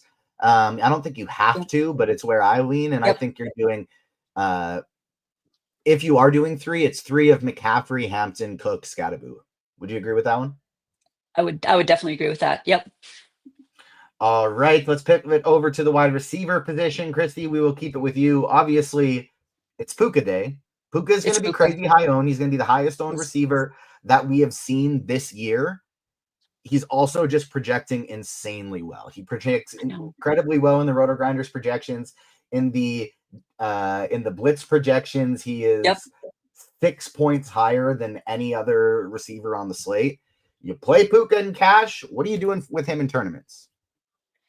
Yeah, I'm playing him in tournaments as well. I think he's still too cheap too. I think, it's going to be a couple weeks and he's going to be priced up there. I mean, he's just 7,900 over on DraftKings. I think he's 9,400 over on FanDuel. And I mean, he's leading the league in receptions, and Davante Adams is, struggling a little bit with hamstring, and we know where the targets are going. And so I just think he's just the best play. I've been playing him since week one, and I'm not going to stop now. So I think there's plenty of options to get different. I'm definitely going to be overweight in tournaments, and obviously a cash game play. So like that, I think next, you're going to see Jacoby Myers check in and be very popular, especially for cash. Also think he's fine for tournaments. We saw Trey Tucker explode last week, and I think they're both good plays. Trey Tucker over on DraftKings is just 4,200. So I think that's fantastic. So definitely guys that I like quite a bit. Adunze is a guy I'm going to keep going back to and want to get exposure to. I like him over on DraftKings. He's 6,300. Now he is priced up over on FanDuel, which I think is going to keep his ownership down. He's up to 7,200, but I mean, he's the guy in Chicago. He's already got 4 receiving touchdowns. He's got 27 targets. So I definitely want to get exposure there. I think he's phenomenal. One of the guys that I tagged this week too is Deebo Samuel. And, with McLaurin out, there's just so many ways they can utilize him. I think he's a sneaky play. Wouldn't be surprised to see him, get some rushing yards in this game as well. So I think he's a good tournament play. Ricky Pearsall, talked about him. Like him a lot too. I mean, we've seen him be a great target, especially with Brock Purdy back. I think that's fantastic. With Mike Evans out, and we're not kind of sure where Godwin is. He's still, he's going to be playing, but not sure how that's all going to look. So Igabuka, I think, is an interesting play. I like him for tournaments. Malik Neighbors, I talked a little bit about Jackson Dart, so he's somebody that I want to get exposure to. Would also throw just, we talked a little bit briefly about, kind of Justin Herbert and that game, and Keenan Allen has been great to start the season. Ladd McConkey has underperformed, but I think Ladd is a great tournament play this week. And I think, there's a lot of ways to kind of stack up that game too. Quentin Johnson has been good. So I want to get some exposure to that game. And then lastly, I think for tournaments too, I'm guessing Chief probably has this guy on his radar too, but Amon-Ra St. Brown, just getting some of that Lions exposure and getting him in there too. He's only 7,300 over on DraftKings. And again, if you're building, 20 plus lineups, getting exposure to guys like that, I think is really critical. So I like him quite a bit too. FanDuel cash, I think Deebo Samuel is the staple of staples because he's super cheap over there. DraftKings, I think he's viable, but you're looking at Puka for sure. You're looking at Jacoby Myers, and then I think Drake London or Chris Olave, probably my third. Olave's good too. For a cash game option there. Cheapies, I love AD Mitchell today. Stepping into that Alec Pierce role, gets a ton of targets, runs a lot of routes in this situation. So I like him quite a bit. Chief, how about you? Who are you prioritizing a receiver? Well, I did like Nico Collins last week. I do like Nico Collins again. I must say, not as high on the quarterback there, but Nico Collins, look, if he's going to be 7,400 every week, long term, I think he's going to work out just fine. Getting tons of work. So like him quite a bit. Perfectly fine with Ibuka. Perfectly fine with Rome. Everybody's playing Puka, but I do think Davante Adams is equally as good at 6,300. His target share isn't that far behind Puka right now, but it's not as wide of a gap, I feel like, as the salary is, if that makes any sense. So Puka's at about 8K, and Davante Adams is closer to 6K. And if Puka gets 12 targets, 13 targets in this game, Davante's probably at 8 or 9.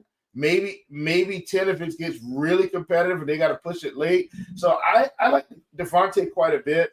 I talked about this Atlanta game. I do like Deebo Samuel, in this spot as well. They seem to be trying to use him mostly like he was in San Francisco. Mm-hmm. And as a result, he's just got upside. If he's going to get 2 or 3 carries a game and 6 to 8 targets, he just got his chances. And so Like him quite a bit, especially no McLaurin today. So that's just another reason for me to like him. Drake London feels really cheap, doesn't he? At 5,700 on DraftKings. I think that's a bit too cheap. So definitely want to get some shares of him. I don't mind Ricky Pearsall in that same area. I don't mind DJ Moore either. I know Rome is getting tons of targets, but DJ Moore has his time. And I know I'm kind of going down the line, but Jacoby Myers, that same game at 5,400, who's also seen pretty stable target share. And then I talked about just these offenses in general. So while I understand the Buffalo Bills passing game hasn't been electric, although our boy Keon Coleman came through for us on week 1 of the showdown season, I do think getting pieces of that game, pieces of that passing game with Josh Allen, and then inversely, same thing for Detroit, getting pieces of that game. I don't know if I think I probably run one double stack, but I feel like you need to get Goff with St. Brown, Goff with Williams. We haven't made the tight end yet. And then maybe just one double stack or something if you're not building as many lineups. But those few guys I think are great. And then, with Mike Evans being out, Chris Godwin is back. Maybe he's slightly limited, but I just think getting parts of that Buccaneers passing game is good too.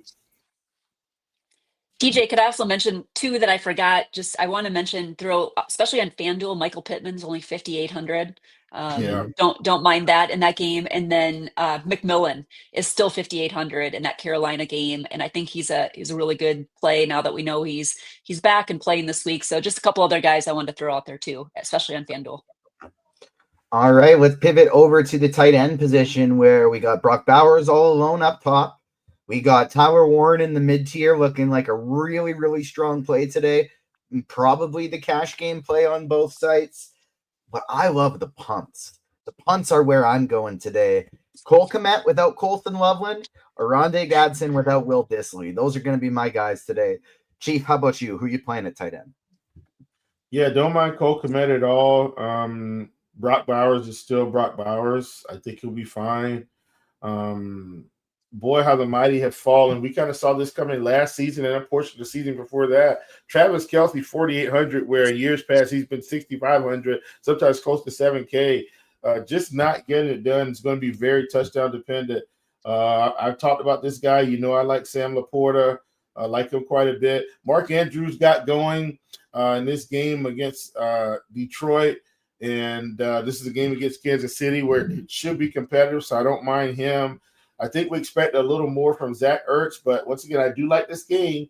So Zach Ertz is a guy that I like also. I heard some Hunter Henry talk, and don't play Hunter Henry chalk. He's 4K. I don't mind it if you're getting in a sprinkle.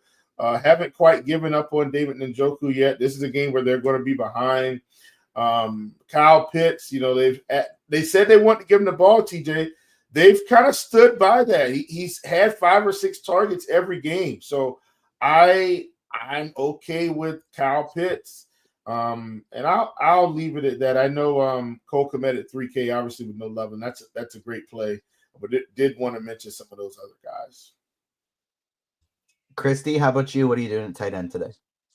Yeah, so tight end, I agree. I mean, Tyler Warren, checks all the boxes really for a cash game play. Just phenomenal. That's a great game environment there.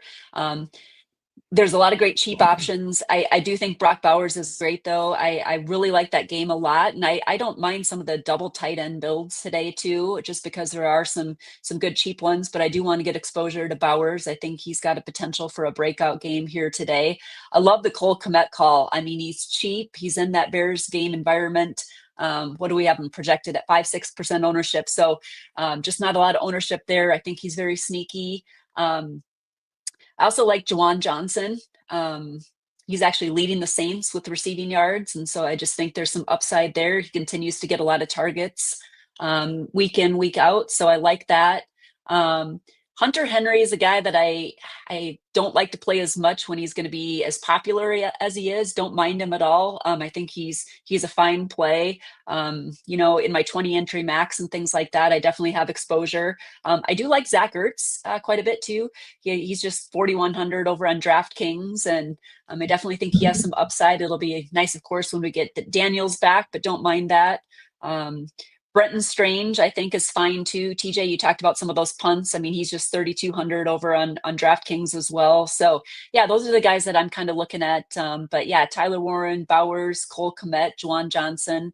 I think there's some good options. And then as Chief mentioned too, Kelsey, just not getting a ton of ownership too. He's fallen quite a bit, and it's kind of crazy to see him just at 4,800 over on DraftKings. All right. How about the defense position today? We obviously won't spend quite as long on defense as the rest of it, but I think the cash game, if you can get up there, is Houston. If you can't quite get there, it's Atlanta. I really like the Titans as a punt defense today. How about you, Kristi? Yep, I agree. I really like Houston a lot. I think they're a great play. I don't usually tend to put too much focus on defense as much, but I like them. I think Atlanta is a great cheaper option on both sites. I think they're just 3,400 over on FanDuel too. I do like the Titans. I think they are a sneaky punt play. I also like the Patriots. Don't mind getting on them. And I think also running some builds and such to the Chargers defense is kind of popping in some of the optimals too. So don't mind that. But yeah, I think Houston is kind of your top play. On FanDuel, I like the Bucks all the way down at 3,100, and then I think the Browns are actually viable too at the 3K flat if you're doing some punting over there. Will, how about you? Defense position, who do you like? Going with the superheroes, man. I actually like the Chargers today. Once again, I like the attack rookie quarterbacks just starting. I mean, coming in the kind of the middle of the season. I mean, God, what does Russell Wilson have to do to get a steady job in the league these days? I mean, people just bringing him in to be a placeholder. Has one big game, and what's that? Not look horrific. That's what he's got to do. No. I got you, but I think the Chargers defense is actually pretty good today. I'm not expecting Dart to have a great game today. I'm not saying he won't be fine long term. I am not expecting it today. I think, I mean, his calling card is the Chargers had to travel across the country. But other than that, I think things are working against him here. But hey, I could absolutely be wrong, and Brian Dable could finally outsmart everybody and actually put together consistent winning seasons. But I doubt it. Where I don't mind him is I think the Chargers clobber them today. But in fantasy, I don't mind him for his price just because he's a running quarterback. A running quarterback in min price is kind of always one of those things that I think is viable. All right. I think we can take some questions here before we get to the chat. Hit the like button if you're watching us on YouTube. Chief, who's breaking the slate today? The Lions offense in general. As a matter of fact, let's just go Lions onslaught here. Let's just go. Let's go Goff, Montgomery, St. Brown. Let's go. Yeah, a three-headed monster for the Detroit Lions today. All right, I'm going James Cook. I think James Cook is breaking the slate today. 150 yards on the ground, 2 touchdowns. He is my top tournament running back play on the slate. Kristi, how about you? Who's breaking the slate? Yeah, I think we're going to see Debo get in on a lot of action. I really like him. I think he's going to have a couple of touchdowns today, and I think he's going to have some big upside. So I like Debo a lot today. A couple of upsets I think I like today. I like the Falcons to actually beat the Commanders. I think the Falcons are going to have themselves a big day. And then what was the other one I was looking at? Maybe it was just the one. But I do think that the Falcons are going to be taking it to. Oh, and then Tampa Bay. I think Tampa Bay beats Philly, and I think Atlanta beats Washington. All right, let's get some questions. Go to the RotoGrinders live stream Discord chat first. FanDuel cash, Kristi. Ricky Pearsall and Atlanta defense, or Tet McMillan and Chargers defense? Ooh, you said Pearsall in Atlanta? Yeah. Yeah, I think I'm going Pearsall Atlanta. DK GPP, Will, what do you think about Darnell Mooney as a pivot off of Drake London today?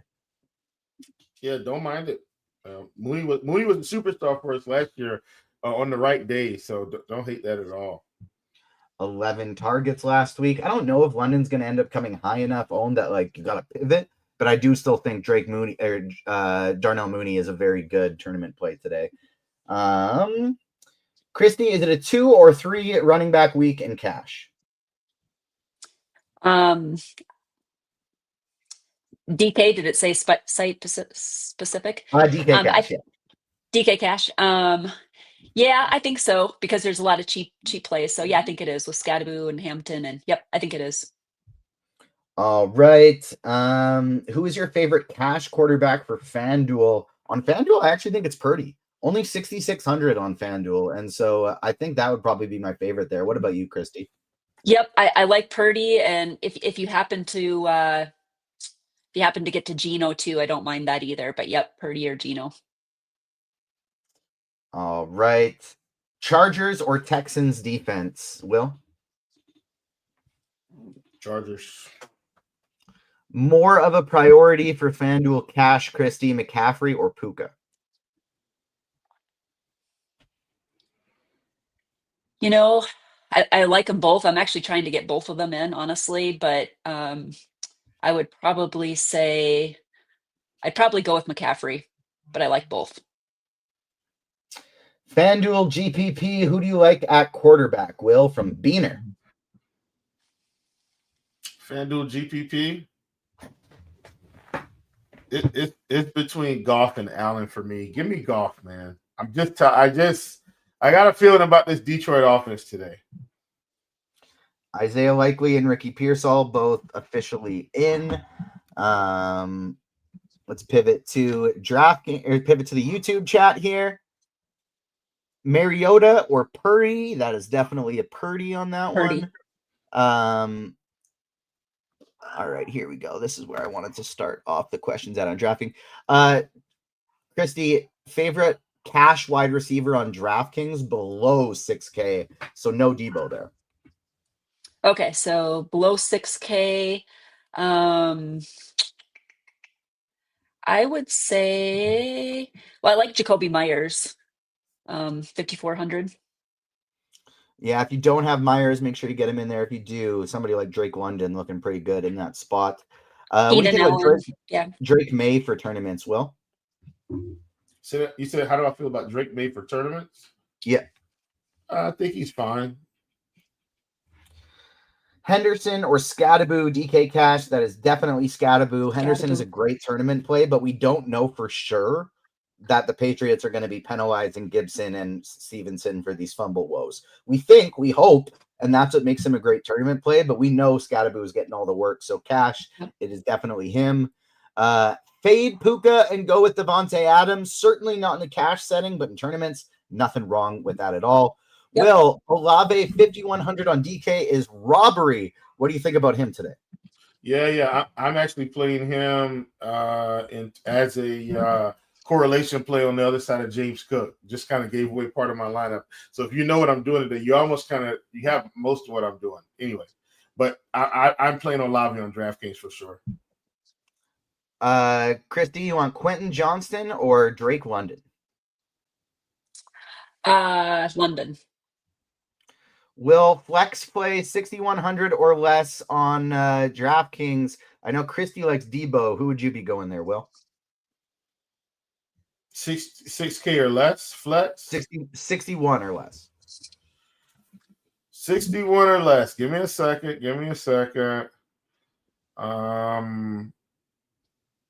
Man.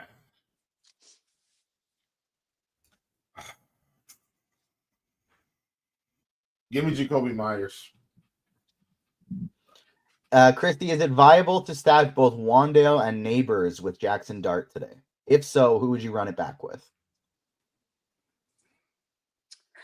Yeah, I think you could in tournaments for sure. You said Malik and Wandale. I would probably actually, for tournaments, I'd probably get McConkey in there.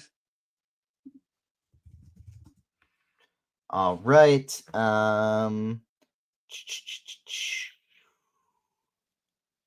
What do you think about Dalton Kincaid today, Will? He's fine. Don't mind running him with Allen. All right. Sorry. Barkley or Bijan for tournaments today, Kristi? I'm going Bijan there. All right. Olave, I'm playing one lineup in the Millie Maker. Yes, no problem with going Olave today whatsoever. He is underpriced. He is getting a ton of targets. Yep. FanDuel Cash, Kristi, Hampton or Genty? I think they're both fine. I think I'd probably go Hampton actually, but I think they're both fine. Ooh, DK Cash, Olave and Texans or London and Pats. I think I would be going Olave and the Texans in that one, but it's I like the Texans. very close. Both of those is. are really, really good options today. I honestly don't know what they're referring to, but somebody in Twitter is asking us Love or Jones. Daniel Jones, I'm assuming that is for a season long. I'd be going Jordan Love against that terrible right Dallas Cowboys defense, I think. Yep. Going back to the DK, nothing left in Discord right now, but a few people typing. Kristi and Will, do you have a favorite sports bet of the day? Mine was the Monroe over like 64, 66 and a half receiving yards. It just felt very low. I know it was a prop. Actually, yeah, I would say I actually don't. I'm not in a sports betting state, so I don't always get to that. But yeah, I like Tampa Bay to beat Philly today, and I like Atlanta to beat Washington. Those are two of the ones that I am on today. But AJ Brown or Emeka Egbuka, Kristi? I think I'm going AJ Brown for tournaments. I like them both though. I like Egbuka too. All right. Chief, Henderson and Kelsey or Kyron and Gadsden, FanDuel GPP?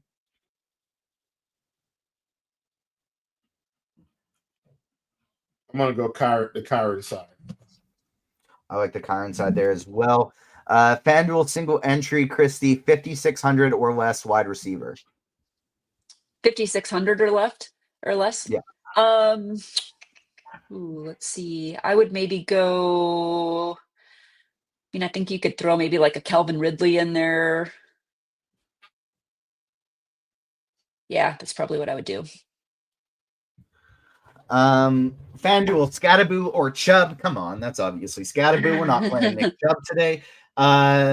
Will, thoughts on Njoku for DraftKings? He is nice and cheap at only 3,800. I ended up on Njoku because of my Detroit Lions affection today. Yeah, I'm just giving away my whole lineup out here. You guys rewind this thing. You can about build it today. Kristi, Johnny's playing one lineup in the Millie Maker. What do you think about using Kyron and Pearsall and spending up elsewhere as pivots off of Puka and McCaffrey?